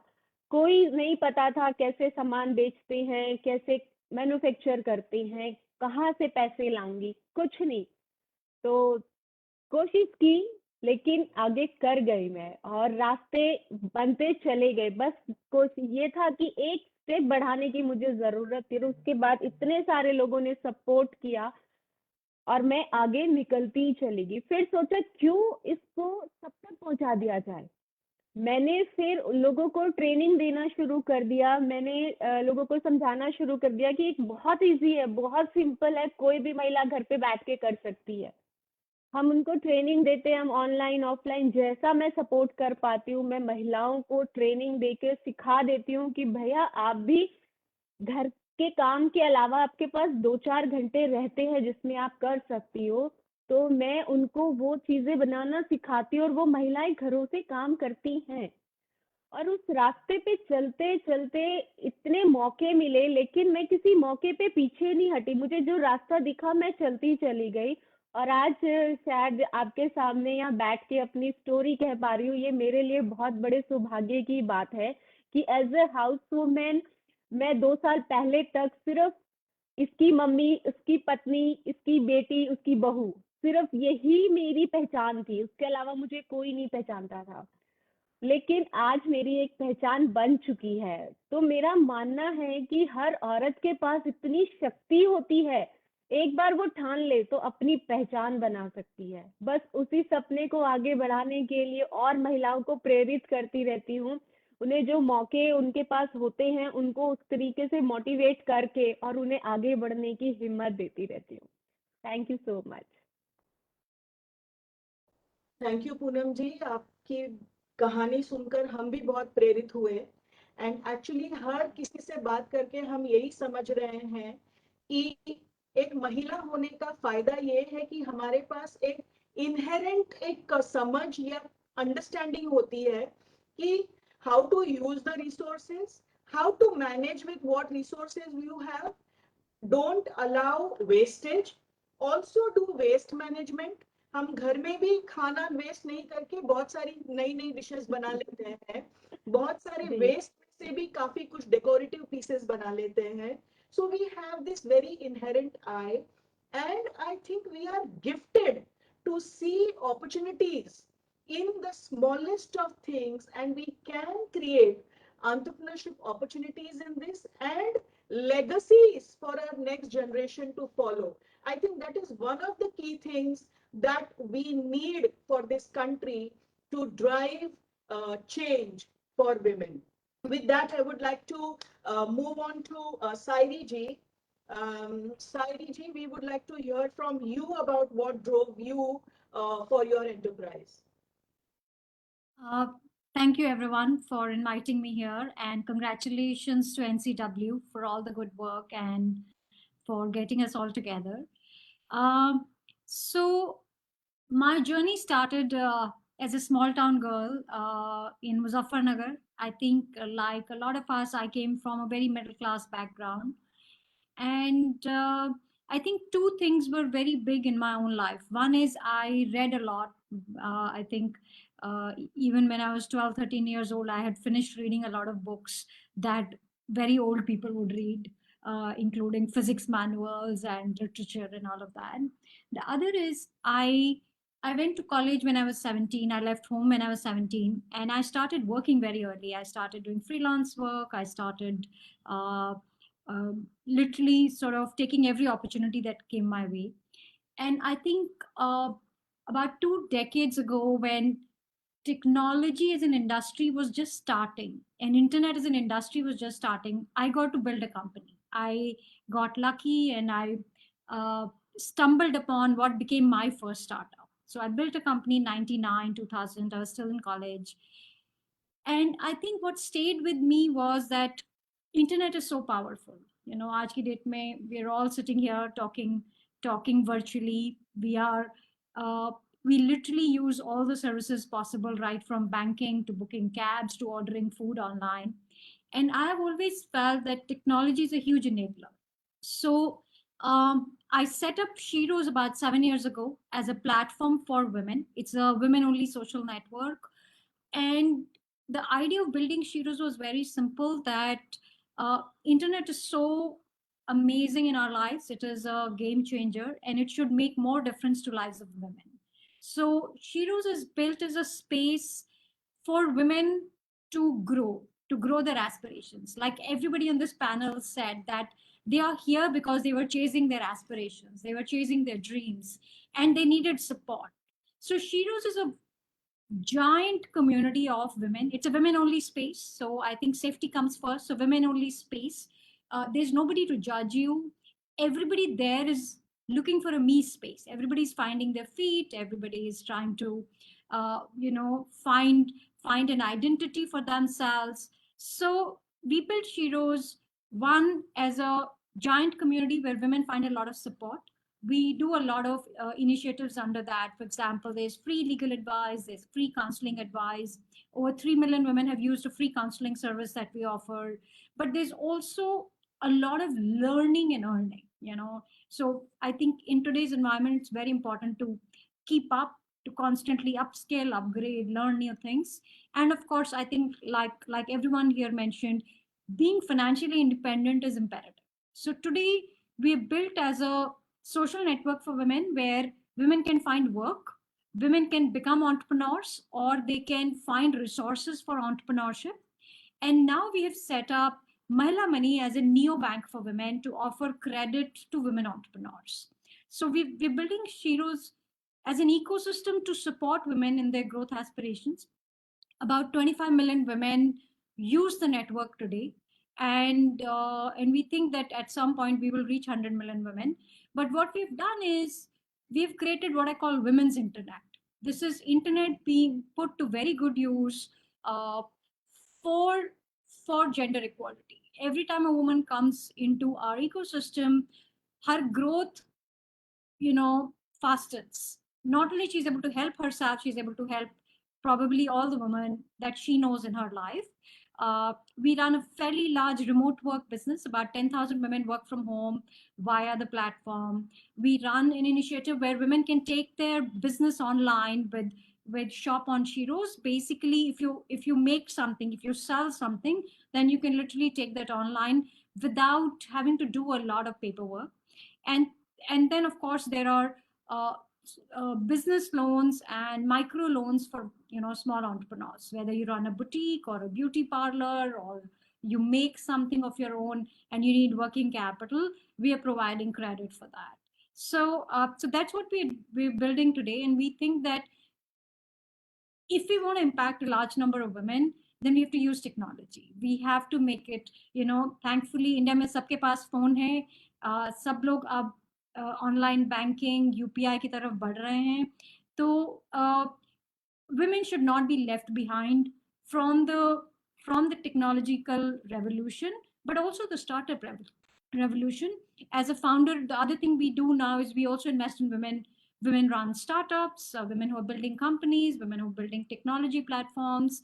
So net एक ecosystem बनाया हमने. I think जहाँ पे भी entrepreneurship की growth हुई, whether it's Silicon Valley or Bangalore, I think जब तक ecosystem नहीं रहता है, तब तक entrepreneurship की growth नहीं होती है. So we're building an ecosystem for women. Well, very well, Sairi, thanks for that. Palak, kindly interrupt and let me know whenever Malini ji is joining. So we'll introduce. Definitely, ma'am. Ma'am, Malini ji will be joining at 12:30 sharp. So I would request you to have, continue the session as you're doing. Yeah, all right. I'm going to move on in the same sequence. So I'm going to go to Preeti ji once again. And again, one common question to all our panelists here is whether were you ever intimidated by men in the same business, the kind of business you are handling. So did you ever feel intimidated? Number one. And number two, what steps you feel that as a nation we should take so that more and more women come into this mainstream entrepreneurship. So what are those pointers you suggest, whether at state level, government level, or as we individuals? What is it that we should do to have more women as mainstream participation in entrepreneurship? Preeti ji, to you. Thank you. Sushma ji, let me interrupt. Somebody is writing that if we can talk, अगर हम हिंदी में बात करें तो लोगों को ज़्यादा समझ आएगा. तो क्या हम इसको चेंज कर सकते हैं हिंदी में? बिल्कुल, बिल्कुल. प्रीति जी, मैं आपसे पूछना चाहूंगी कि आपका बिजनेस डिफेंस ओरिएंटेड है, तो क्या कभी आपको इंटिमिडेटेड, मतलब ऐसा फील हुआ कभी कि आदमी है, मेन है इस बिजनेस में, तो आप ये किस प्रकार से कर पाएंगी? एक महिला होकर आप ये बिजनेस नहीं कर सकती, या कहीं आपको लो ऑन सेल्फ एस्टीम या लो ऑन सेल्फ कॉन्फिडेंस कभी फील हुआ? एक तो ये, और दूसरी चीज, आप किस प्रकार की चेंजेस, किस प्रकार के नई स्कीम्स या पार्टिसिपेशन हमारे कंट्री में देखना चाहती हैं, पॉलिसी लेवल पे या कोई और लेवल पे, जिससे कि महिलाएं और एंटरप्रेन्योरशिप में जुड़े, मेन स्ट्रीम इकोनॉमी में कंट्रीब्यूट करने के लिए जुड़े? Preeti ji. Yes, Sushma ji.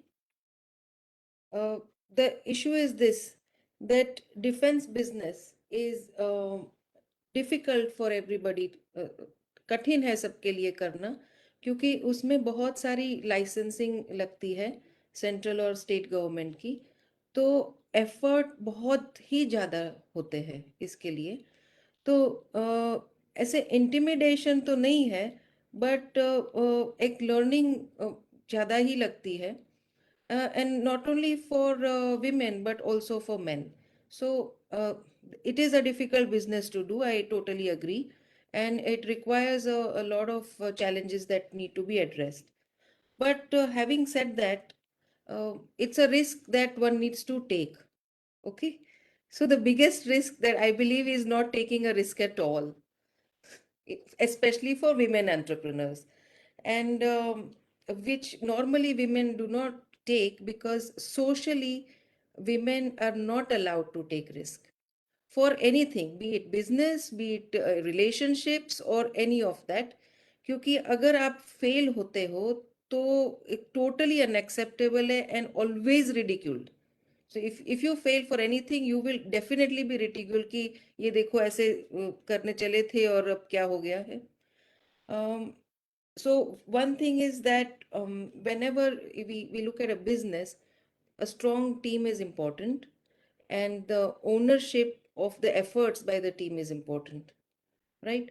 Of as far as from the society as or the environment that is required, we keep talking about women enterprise, all of that. One is you should be allowed to fail, and you should be supported unconditionally, and resolve the failures. Second, what women face is in the core sectors, there is enough availability of funding in the lower strata of, or a small enterprises, but there is a huge deficit in capital and funding when it is a larger mainstream business, for especially for women. And second is what will be required if you want women in mainstream businesses is initial handholding and marketing and sales. You require initial handholding in this space, क्योंकि बातें तो बहुत अच्छी है, but there are no lacunas I feel that women have. Women are committed, women are hardworking, they are capable, and I wish that women would support women in this enterprise to bring women in the mainstream. Thank you. Thank you, Preeti ji. Reti ji, over to you. What policy changes or, what kind of change you expect to bring in more women in entrepreneurship? And were you also ever intimidated? Reti ji? Yeah. So there were two questions, intimidation and what changes one would like, right? So I stormed into a business which was completely male oriented. I mean, there were no women taxi drivers at all. So there was obviously, I think intimidation definitely was there, because also I was in a space where, for example, an airport parking lot, the visual that you will visualize is just male drivers standing around taxis. You cannot imagine women standing there and telling you come for a ride. तो वो तो होगा ही नहीं, वो था ही नहीं कभी. तो जब मैं एयरपोर्ट गई और वहां पहले दिन मुझे देखा, कोई ड्राइवर्स ने वहां खड़े रहे, तो उनको तो पहले दिन लगा कि ये कोई वेरी रिच लेडी आई है, उसको शौक है कुछ, ऐसे ही मजाक करने आई है तो बैठी है यहाँ पे. तो एक दिन गया, 2 दिन गया, तीसरे दिन जब उन्होंने मुझे वहीं पे देखा, तो 2-3 लोग ऐसे आ गए वहां पे मेरे से बात करने के लिए कि घर में जाके रोटी बनाओ. It was a comment, but ठीक है. I mean, if you want to get them on your side, you should not be listening to them. You can talk to them. I always believe that उन्होंने बोला क्योंकि उन्होंने कभी देखा ही नहीं था किसी महिला को टैक्सी चलाते हुए, तो उनकी कहाँ गलती है ये. तो मैंने बोला नहीं भाई, मैं कोई रिच विच नहीं हूँ. इनफैक्ट मेरे हस्बैंड की अभी डेथ हुई है और मैं टैक्सी चला के मेरा पेट पालना चाहती हूँ और मेरे बच्चों का पेट पालना चाहती हूँ. तो अगर आपके पास कोई महिलाएं हैं और जो ऐसी स्थिति में है और कुछ पैसा कमाना चाहते हैं, तो please send them to me, I will train them. तो it was not a fantastic experience in the beginning, लेकिन जैसे जैसे उनको लगा ना कि मैं मतलब सच्ची में वेरी सीरियस हूँ ये जॉब करने के लिए, I started getting, I should not से सपोर्ट इनिशियली, बट वो इंटिमिडेशन कम हो गया. एंड उनकी सच्ची में कोई गलती नहीं है इसमें, क्योंकि उन्हें देखा ही नहीं था और उन्होंने देखा कि काफी हम लोग बहुत अच्छा काम कर रहे हैं. So by then I had about 3-4 girls working for me. So वो इंटिमिडेशन naturally होगा ही, so let's not debate the fact that somebody who's never seen a visual like that is not going to get intimidated. They will, but it is up to us as to how we are going to kind of calm them down. And also it was important for me to tell them that we are not here to take your share of the business that you are doing. सबको अपनी अपनी पड़ी है, why not? So I was only telling them that if your family can become a double income on the same field, then I am here to provide a platform like I am providing for myself. I mean, there were times when I have walked about 8 to 10 kilometers just to save that 30 rupees which I would have spent on transportation, because I thought I would be able to get, half a dozen bananas in the house for my husband who was ailing that time. I mean, this is the kind of hardship that I have gone through. So I can understand how they must be feeling. So intimidation, I think we have to take it in our stride and see what best we can do to calm them down and make them an integral part of us. Today, I can very proudly say that at least in the city of Bombay, it's a joke. But however, in the city of Bombay, if I am standing on the road, stuck for a public transport like a taxi, I will never ever be stranded. Literally, every taxi driver knows me because they think I'm part of them. So I would always get a cab ride from any of them. So I feel very proud that I feel extremely proud to be known as a taxi driver. I'm very proud to be known. I'm not more than an entrepreneur. I think I'm a taxi driver, and I'm extremely proud of my profession. So this is what about intimidation. As far as the what steps should be taken by the government, what ecosystem should we build. एक तो मुझे बहुत ये लगता है कि physical social problems तो है ही, मतलब ये तो हम उसको तो पकड़ के चलना ही पड़ेगा कि हमारी सोशल फैब्रिक जो है वो conducive to women coming out and working नहीं है, because of multiple reasons. Of course, it has changed. It is getting better. We are all trying to make it better. The government is putting its efforts to make it better. वो सब तो है ही, लेकिन एक है biological reason. We are childbearing gender. It can't change. We are a childbearing gender. We are caregivers. We should not be looking at it as negative. We may be better caregivers than the other gender. They do things better. We may be doing things better. Inherently, we are like that. Now, if the social fabric, which is the family, if we can somehow educate them to allow women to come out and work and be supportive of them within the family, I think that would help a lot.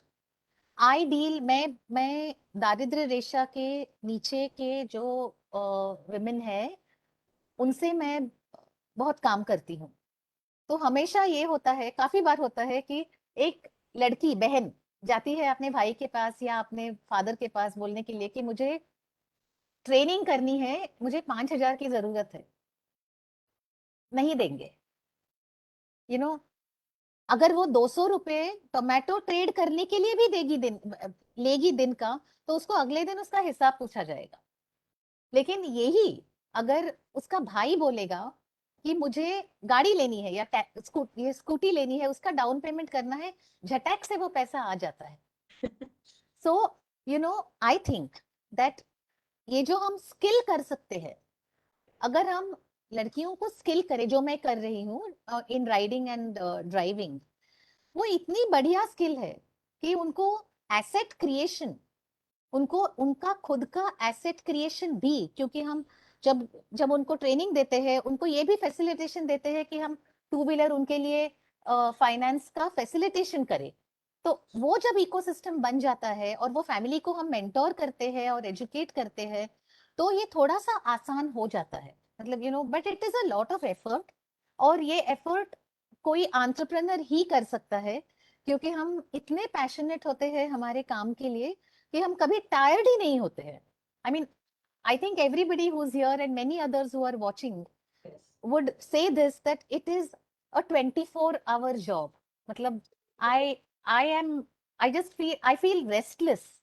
अगर मैं ज्यादा time so जाऊं तो मुझे ऐसे restlessness हो जाती है कि कुछ काम रह गया. I keep feeling that. So I think we should all see if the government can, if the state can, if can do something to change the mentor, train, social ecosystem change करने के लिए, it will be great. Absolutely, I agree with you. मैं भी हमेशा कहती हूँ कि as mothers, हम भी हमारे बच्चों को instead of saying कि जाकर एक secure नौकरी ढूंढो, if we lead them by example by becoming entrepreneurs, and making them job givers, that's how this change can be brought about socially. क्योंकि अगर हम एज मदर सिक्योरिटी बोलेंगे तो फिर वो कभी सिक्योरिटी नहीं आने वाली है. एंड दूसरी चीज, हम खुद बेटों को भी हम ही रेस कर रहे हैं. तो आज अगर वो बेटे अगर उस प्रकार से अगर बिहेव कर रहे हैं तो वो उसके लिए भी हम ही जिम्मेदार हैं. तो I think the onus is on us. Absolutely.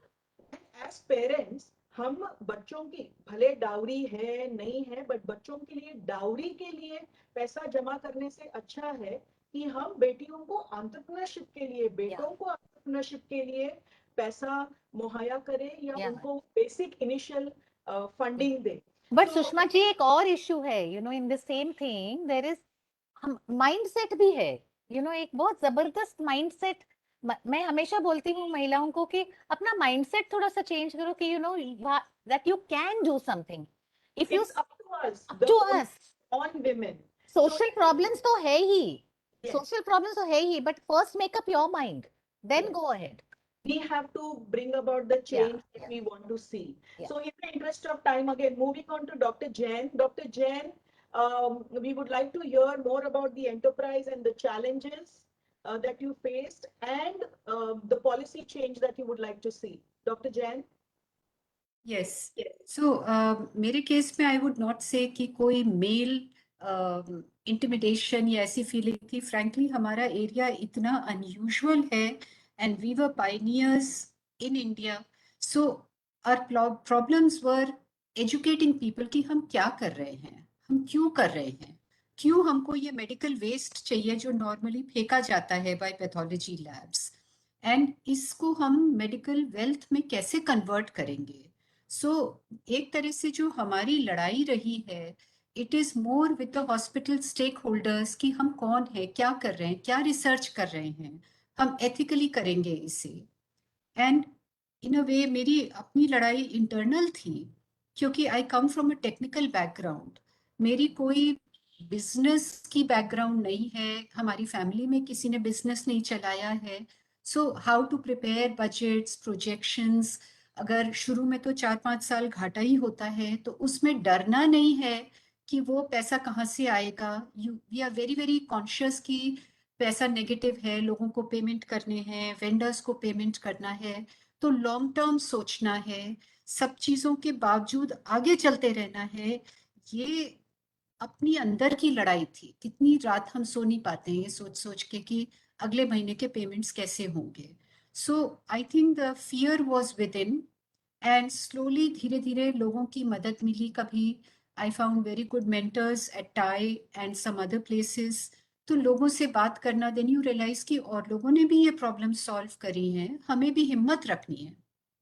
And in a way I was born in Jhansi, तो एक और मेरे पास एक इंस्पिरेशन का स्रोत है कि अगर झांसी की रानी लड़ते लड़ते मर सकती है तो हम भी मर सकते हैं ना, तो उसमें क्या है, अपने अंदर गिव अप तो नहीं करना है ना.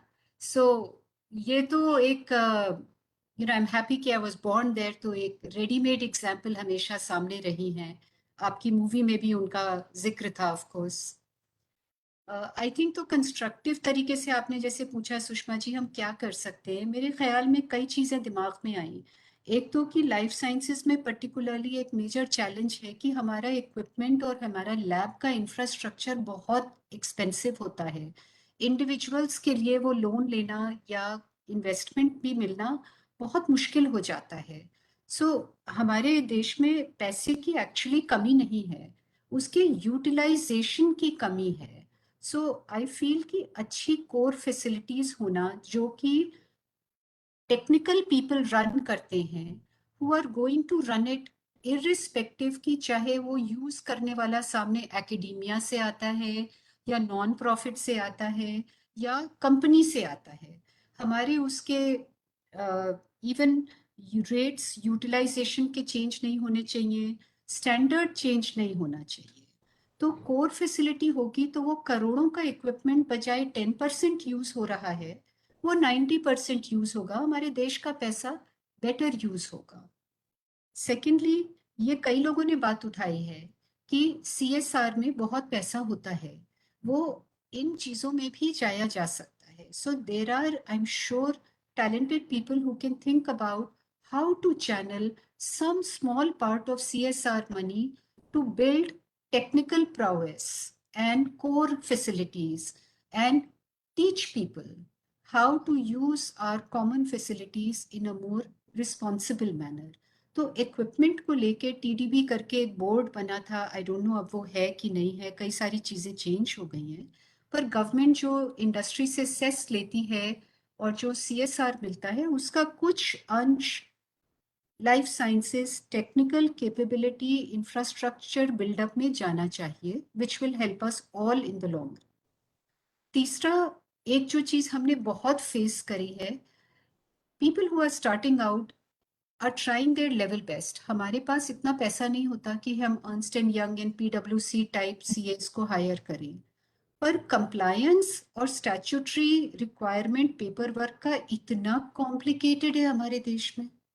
I have lived in US for 22 years. वहाँ इतना सिंपल ब्लैक एंड वाइट है, most people can file their own company taxes. यहाँ पे तो इतना ज़्यादा लेयर्स लगा के रखा है कि हमारा बहुत यूजफुल टाइम उसमें ज़ाया होता है।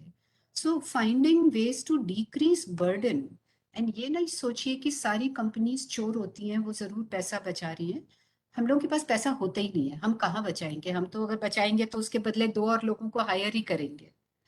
और लास्ट आई थिंक जो आप लोग कह रहे हैं मैं उसको ऐड डेफिनेटली करूंगी, because like you said security और माइंड फ्रेम दोनों चेंज करना है। आई थिंक हमें ये कन्यादान का कॉन्सेप्ट ही जड़ से खत्म कर देना है। ये एक वर्ड हमारी साइकी को इतना डिस्ट्रॉय करता है, लड़की के पैदा होने से चालू हो जाता है कि तुम पराया धन हो, तुम्हारे लिए मुझे डावरी इकट्ठी करनी है। इसीलिए ये पूनम जो कह रही है 18 साल की उम्र में शादी करके किसी और के कर दी जिससे कि हमारा खत्म हो जाए, पितृ ऋण खत्म हो जाए। अरे वो लड़की है, वो कोई लायबिलिटी नहीं है। तो ये वर्ड हमको हटा देना है। अगर कन्यादान है तो वरदान भी तो है ना। तो अगर हम कहते हैं कि कोई कन्या का दान नहीं हो सकता, ये कोई गाय भैंस नहीं है, ये कोई गाड़ी नहीं है, तो ये सारी मुसीबतें जड़ से खत्म होंगी। लड़की सिर उठा के रहेगी, वो अपने पेरेंट्स के घर की भी है और वो अपने इन लॉज के घर की भी है। We have to tell the boys कि तुम्हारी भी शादी हुई है, तुम्हारा भी वरदान हुआ है, अगर दान हुआ है। I think as a population, as a nation, we have to abolish Kanyadan and the philosophy behind Kanyadan as gender equality. Absolutely agree with you 100%. अब मैं देविका की ओर जाऊंगी। देविका, आप बताएं कि आप क्या ऐसे चेंजेस चाहते हैं पॉलिसी में और हमारी इकोसिस्टम में जिससे कि स्पेशली एबल्ड महिलाओं को भी इक्वल अपॉर्चुनिटीज मिले और एंटरप्रेन्योरशिप में आने का इक्वल मौका मिले। जी मैम, आप NCW को ही ले लीजिए। NCW ने एक स्पेशल कंसल्टेशन किया हुआ है जहां उन्होंने ये डिस्कस किया है expanding opportunities for women with disabilities in entrepreneurship. या फिर NHFDC है, national handicapped finance and development cooperation, जो स्पेशली पीपल विद डिसेबिलिटीज को एंटरप्रेन्योरशिप के लिए फंड्स प्रोवाइड करते हैं। रिसेंटली गडकरी सर ने भी एक अनाउंसमेंट किया था कि जो MSME मिनिस्ट्री है वो भी स्पेशली ध्यान देंगी कि किस तरीके से वो डिसेबल्ड एंटरप्रेन्योर्स को आगे बढ़ा सकते हैं। तो गवर्नमेंट की ये सोच ऑलरेडी उस ट्रैक पे है, लेकिन when we talk about people with disabilities, हमें थोड़ा एक कदम और पीछे जाना पड़ेगा और ये सोचना पड़ेगा कि जो हम इंटिमिडेशन की बात कर रहे थे वो उनको उनके घर से शुरू होती है।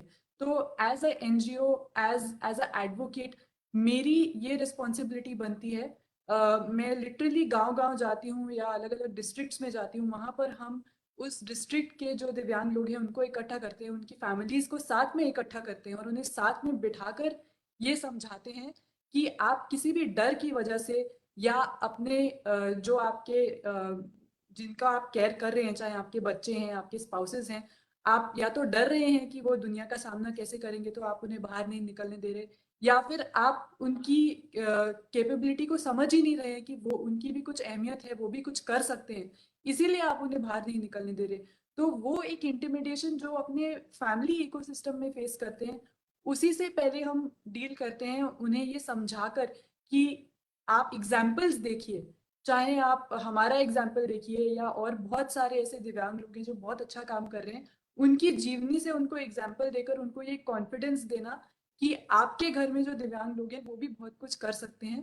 पहला तो ये, और दूसरा ये कि जब हम किसी भी गवर्नमेंट इनिशिएटिव की बात करें, of course all the initiatives that are already in place, which are providing small loans to for people to become entrepreneurs, especially from lower tier cities and rural backgrounds, all of those policies can have a specific focus on people with disabilities or women with disabilities, and allocate funds accordingly. That would be one point of advice. But another is कि आप किसी को कुछ भी दे दें, आप funds दे दें, कुछ भी दे दें, अगर वो जहाँ जाके वो काम करना चाहती हैं, जहाँ पे वो बिजनेस स्टैब्लिश करना चाहती हैं, वो जगह में एक्सेस नहीं है, अगर एक दिव्यांग इंसान उस जगह को एक्सेस नहीं कर सकता, तो फिर वो चीज शुरू होने से पहले ही खत्म हो जाती है. That is why anything we do, universal access, universal design has to be a core part of it, because the fact is that disabled people are the largest minority of the world. 15% of the world is disabled people. और disability एक ऐसी चीज है जो हर इंसान को जिंदगी में कभी ना कभी छुएगी.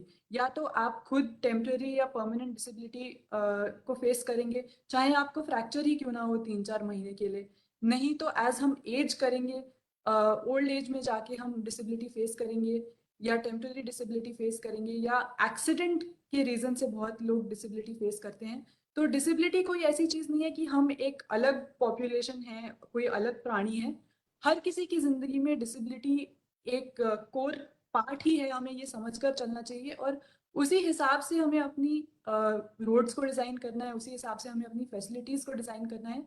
और हम जो यहाँ सारी विमेन एंटरप्रेन्योर्स बैठी हैं, हमें ये भी सोचना है कि जब हम अपॉर्चुनिटीज किसी को प्रोवाइड करें, तो हमें भी उस इंक्लूसिव अप्रोच से अपॉर्चुनिटीज प्रोवाइड करनी है, क्योंकि डिसेबिलिटी एक अभिन्न हिस्सा है हमारी जिंदगी का. Very well said, Devika.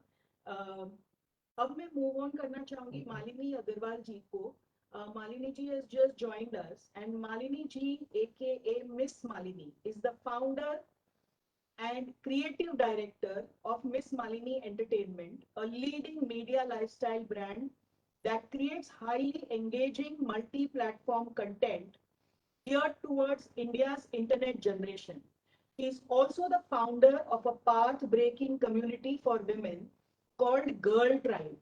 अब मालिनी जी चूंकि एंटरटेनमेंट और मीडिया से जुड़ी है, मैं कहना चाहूंगी कि विमेन का जो इमेज है ना, Sushma ji, please continue this conversation in English ma'am, please. It's a request. Alright.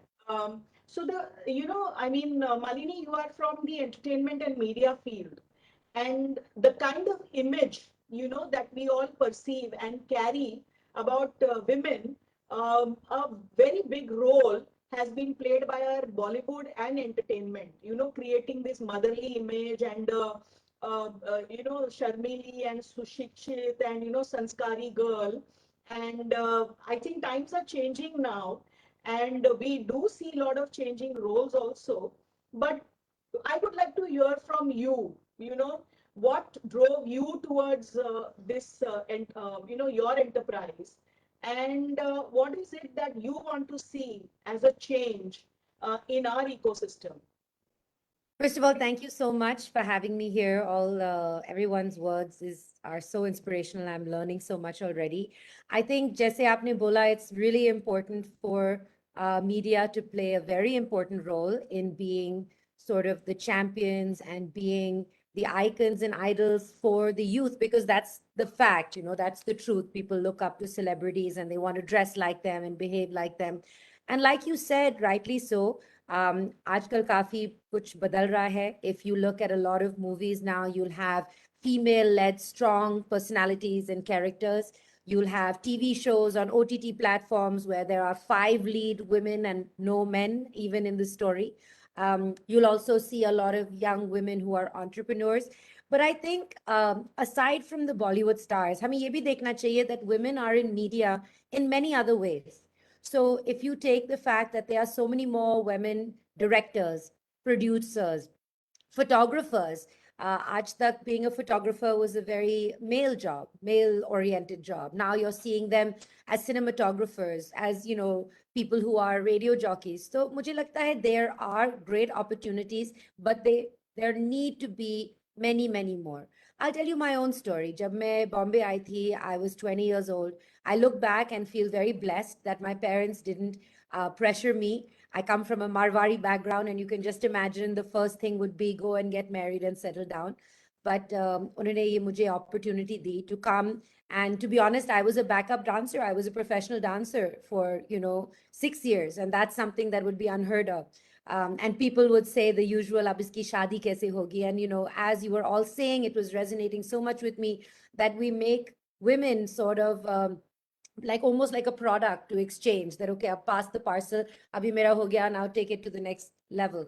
But I think what's really important is that the one thing I've seen that's always worked the best, that women need to stick together. The biggest problem जो मुझे लगता है is कि media में, जैसे आपने कहा, सास बहू का argument या women hating women, that's the biggest fallacy. And I think this is a very patriarchal propagated fallacy that doesn't allow women to come together and support each other. मैंने ये देखा in my community of 100,000 women. Women can be very supportive of each other. मगर आप अगर उनको ये perception देंगे that there are limited opportunities, then everyone is in a competition. It's the same thing like trying to get on a bus. But I have seen that women are such amazing champions for other women. And I've been, very blessed. I went and heard Michelle Obama speak. I've heard some amazing people, women who speak, who are leaders. And they all say the same thing, that the biggest, most important thing you can do is uplift another woman. And you can make that change in the smallest way. You can make that change by creating a community around you. Agar aaj ab dekhte hain, to what is the big new thing? Influencers, content creators. Everywhere you go, abhi now everybody also, the youth want to become content creators as well. And I think that's also another very important genre and field. Aside from Bollywood, content creators are now the new role models and idols for you. So I think it's very important to focus on that. I think for me personally, जो मैंने देखा is that in the media and entertainment industry, सबसे ज़्यादा लोग पढ़ते हैं gossip. And they like to hear कि किसकी शादी टूट गई, ये किसके साथ हुआ, and all of those things. And that's the one thing. And anywhere I go, they ask me, okay, tell me some gossip. So I made it my personal initiative that the kind of content I'm going to cover is positive. See, we all love Bollywood films. I'm sure everyone here has their favorites as well. And why do we love what people wear and where they go? It's an extension of that dream.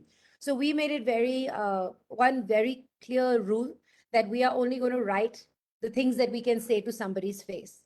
Now, this is very important because now we live in an online world.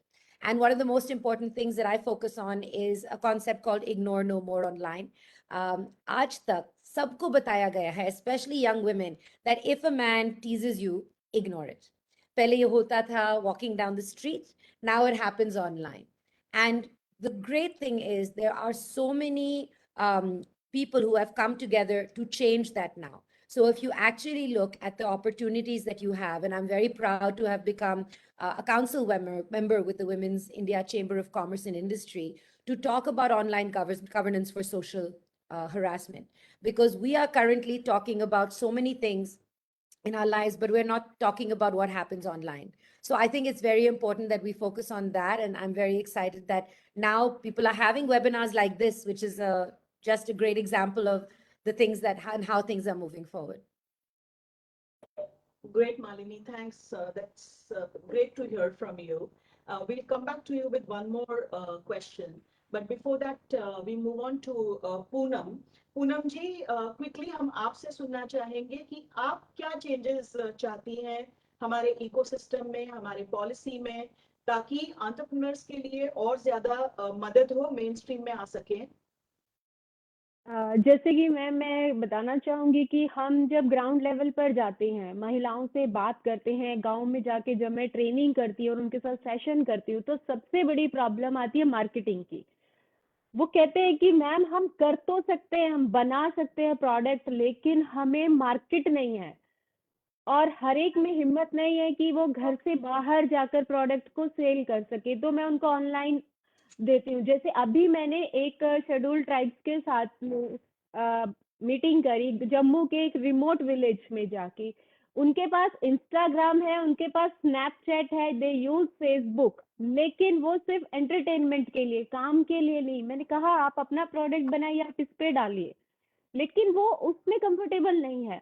तो एक तो हमें motivation की सबसे ज्यादा जरूरत उनके लिए है। आपकी जो हमारी गवर्नमेंट है वो बहुत अच्छा काम कर रही है, बहुत अच्छी पॉलिसीज बना रही है, लेकिन ग्राउंड लेवल तक नहीं पहुंच पाती। सबसे बड़ी प्रॉब्लम वही आ जाती है, जो गवर्नमेंट के ऑफिशियल्स हैं वो पॉलिसीज को वहां तक कन्वे नहीं कर पाते बहुत अच्छे से, वो सारा पेपर पर ही रह जाता है। तो मैं चाहती हूँ कि उसको वहां तक पहुंचाया जाए, एक सेमिनार्स मंथली या कुछ ऐसे किए जाए जो वहां की महिलाओं को ये समझाया जाए कि ये पॉलिसीज हैं।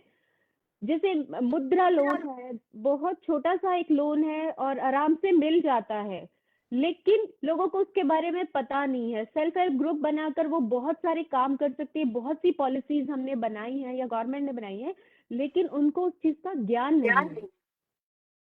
हम चाहते हैं कि आपके जो ऑफिशियल्स वहां पर ग्राउंड लेवल पर जाके जो ग्रामीण महिलाओं के साथ जब काम करते हैं तो उनको उन्हीं की भाषा में समझाया जाए कि आपके पास ये अपॉर्चुनिटी है।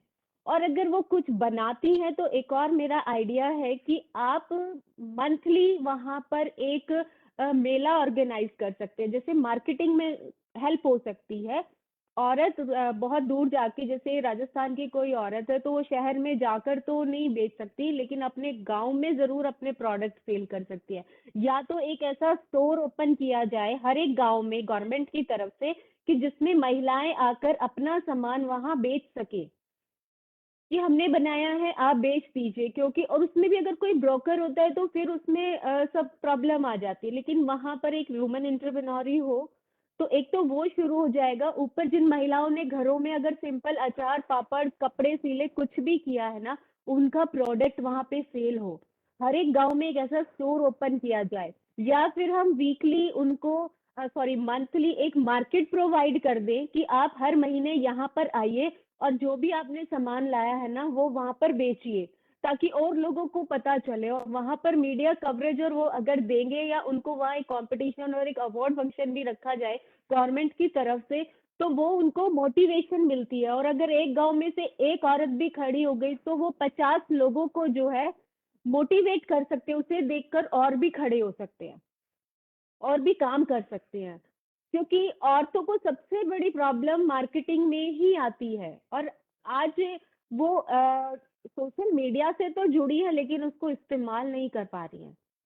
उसको इस्तेमाल करना, वहाँ ट्रेनिंग देना उनको सिखाया जाना चाहिए, और मंथली उनके लिए कोई एक ऐसा मोटिवेशनल पर्सनालिटी वहां पर आनी चाहिए जो उन्हीं की तरह दिखती हो, उन्हीं की तरह बात करे और उनको उन्हीं की भाषा में समझाए कि आप ये कर सकते हैं।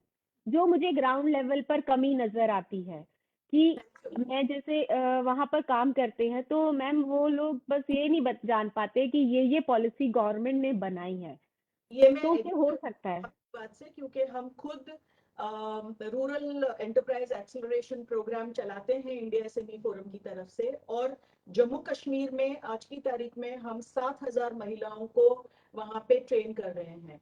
तो your point well taken. Now in interest of time मैं हमारी मेंबर एनसीडब्ल्यू श्यामला जी से पूछना चाहूंगी कि वो अभी कुछ इन्होंने अभी सुना है तो कुछ कमेंट करना चाहेंगी मैम आप, या मैं सबको बस एक 30 सेकेंड वाला एक क्वेश्चन मुझे ये पूछना है कि अब ये हमारी महिलाओं को क्या टिप देना चाहती है या क्या एडवाइस देना चाहती है 30 सेकेंड में।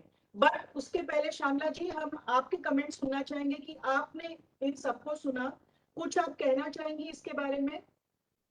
जी, आज हम लोग अपना पैनलिस्ट से इतना उनका एक्सपीरियंस और उनका वो लोग कैसे आ गया ये सब सुनकर आगे भी महिला को ये मॉडल भी बन सकता है।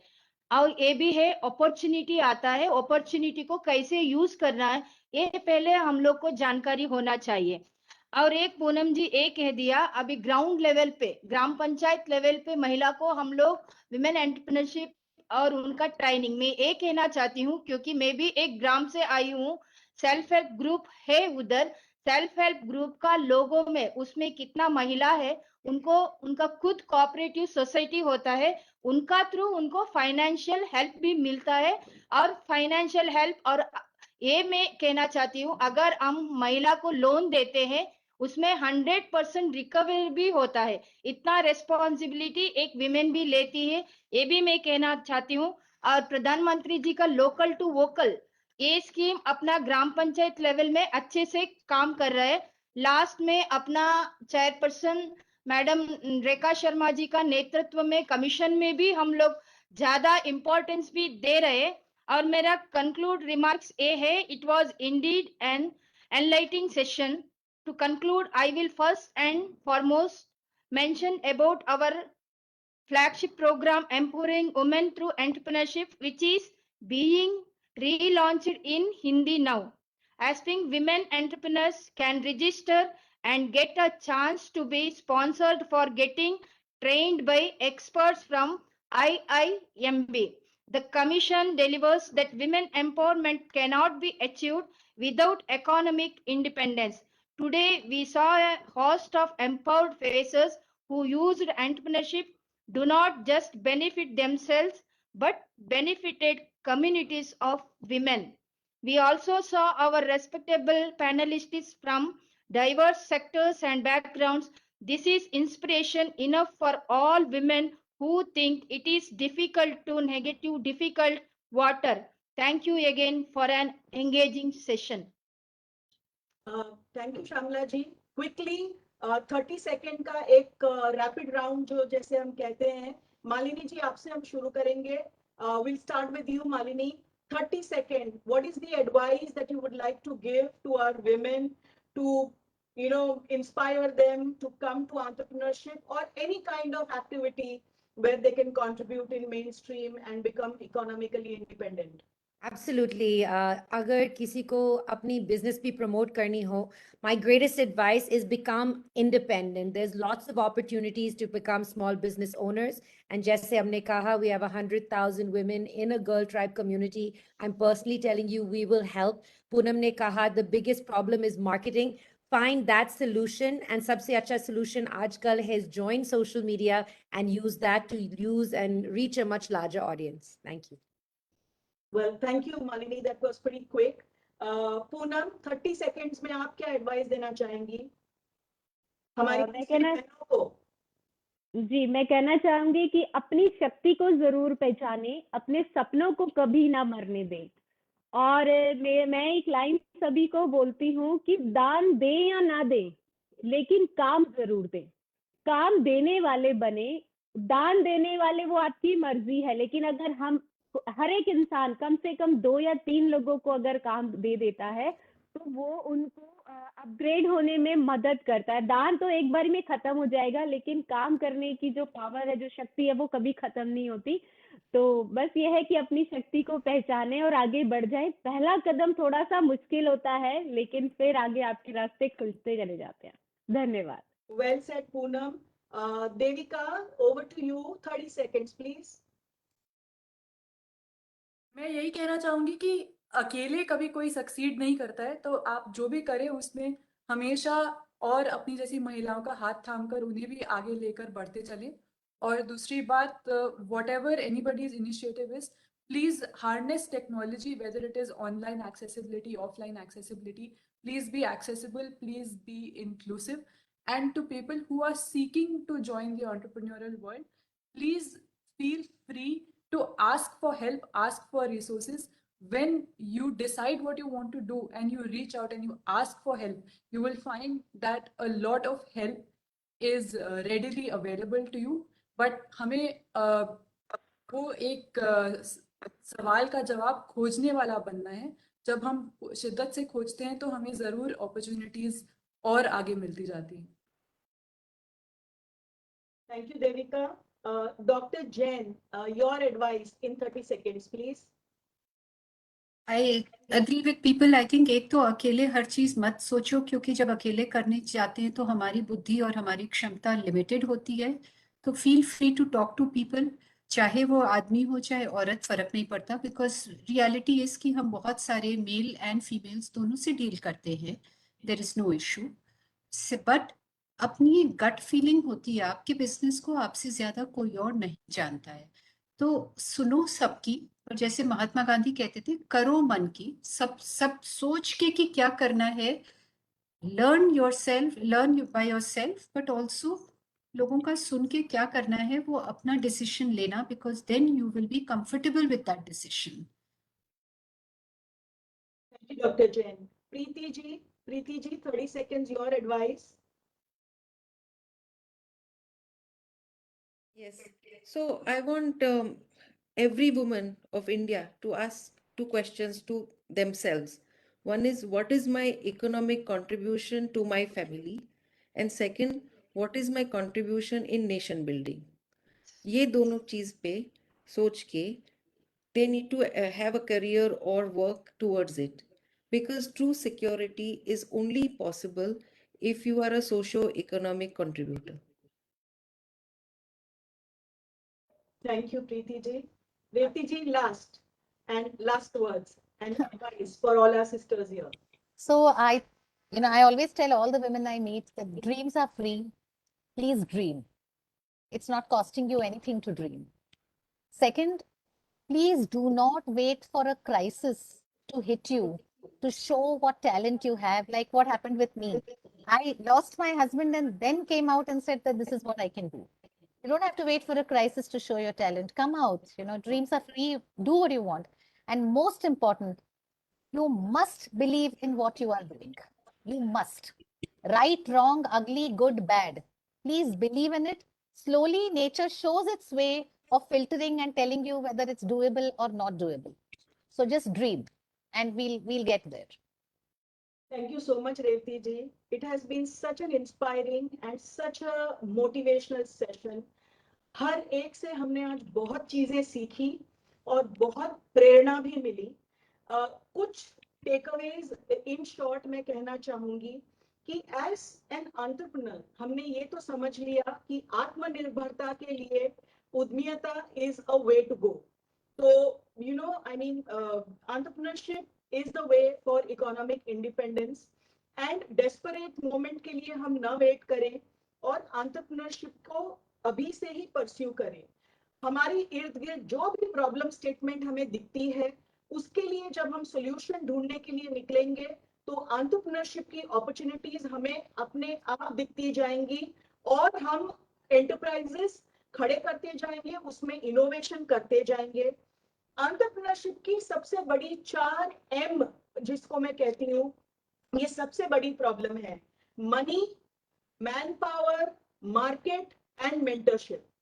और ये सारी चीजों में हमें एक प्रॉपर रोबस्ट इकोसिस्टम चाहिए जिससे कि इक्वल अपॉर्चुनिटीज मिले, इक्वल फंडिंग मिले, इक्वल इन्वेस्टमेंट मिले, इक्वल टाइप ऑफ मार्केट मिले और इक्वल टाइप ऑफ मेंटरिंग मिले, जरिए मिले, पैरिटी हो, इंक्लूसिविटी हो और ईज ऑफ डूइंग बिजनेस हो, not just for enterprises but women की जो लिमिटेशंस है आज की तारीख में वो देखते हुए भी ईज ऑफ डूइंग बिजनेस की हमारे इकोसिस्टम में जरूरत है।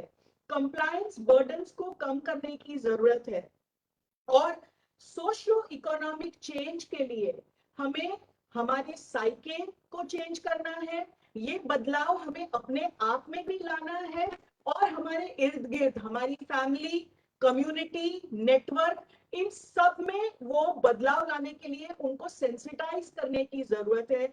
And the change has to begin from us, the change we want to see in this country. And don't hesitate to ask for help. Just ask and you never know how many people will stand up to you, stand with you, and you are not alone here. There are many people who are in the same boat. So with that, once again, thank you very much. Thank you for this opportunity. And it was lovely chatting with this learned and august and very dynamic enterprising panel. I'm seeing that Madam Chairperson is very keenly listening to this entire conversation, and I would like to invite her for her concluding comments. Madam Rekha Sharma ji. Yeah, Sushma ji, thank you. In fact, I wanted to talk because I just switched on my camera because of that. I must thank each and every participant in today's panel. मैं सबका धन्यवाद करना चाहती हूँ. आपको पता नहीं है कि आप कितनी बड़ी इंस्पिरेशन 500 लोग हमसे जुड़े थे. अब इस टाइम 455 हैं और मैं उनके कमेंट्स पढ़ रही हूँ तब से. They all are praising you. सब एक एक पैनलिस्ट की प्रेज कर रहे हैं. In fact they are asking for your numbers.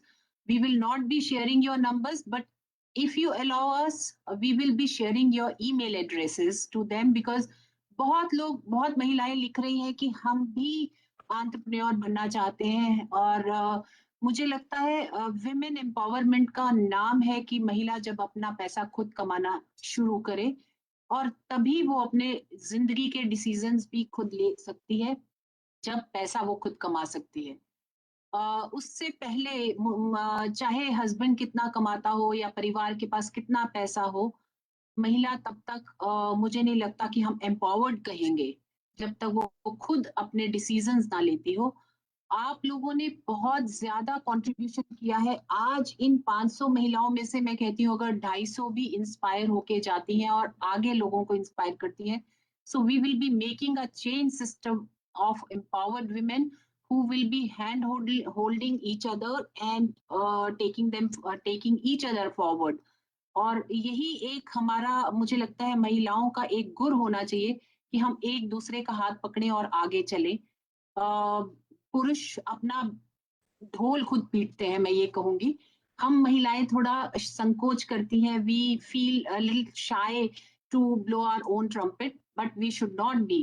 And this is the time that we should take over the helm. We should be at the helm of the positions, and we should be there to take our own decisions and make others empowered to take their own decisions.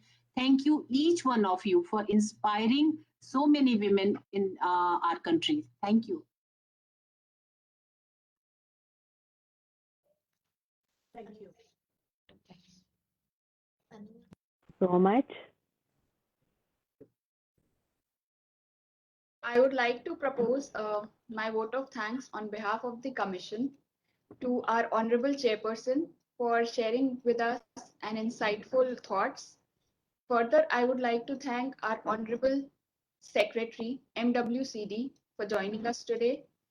Member Secretary, Meeta Rajiv Lochan Madam, Joint Secretary, NCW.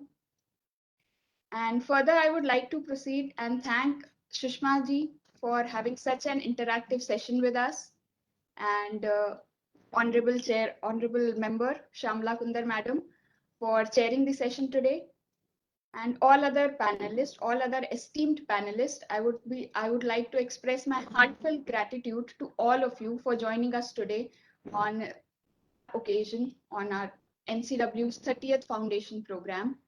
And I would request you all to please join us for our 4 p.m. event where our Honorable Prime Minister will be addressing. So I would please request you all to join us for that. Thank you. Thank you, one and all. Thank you so much, ma'am.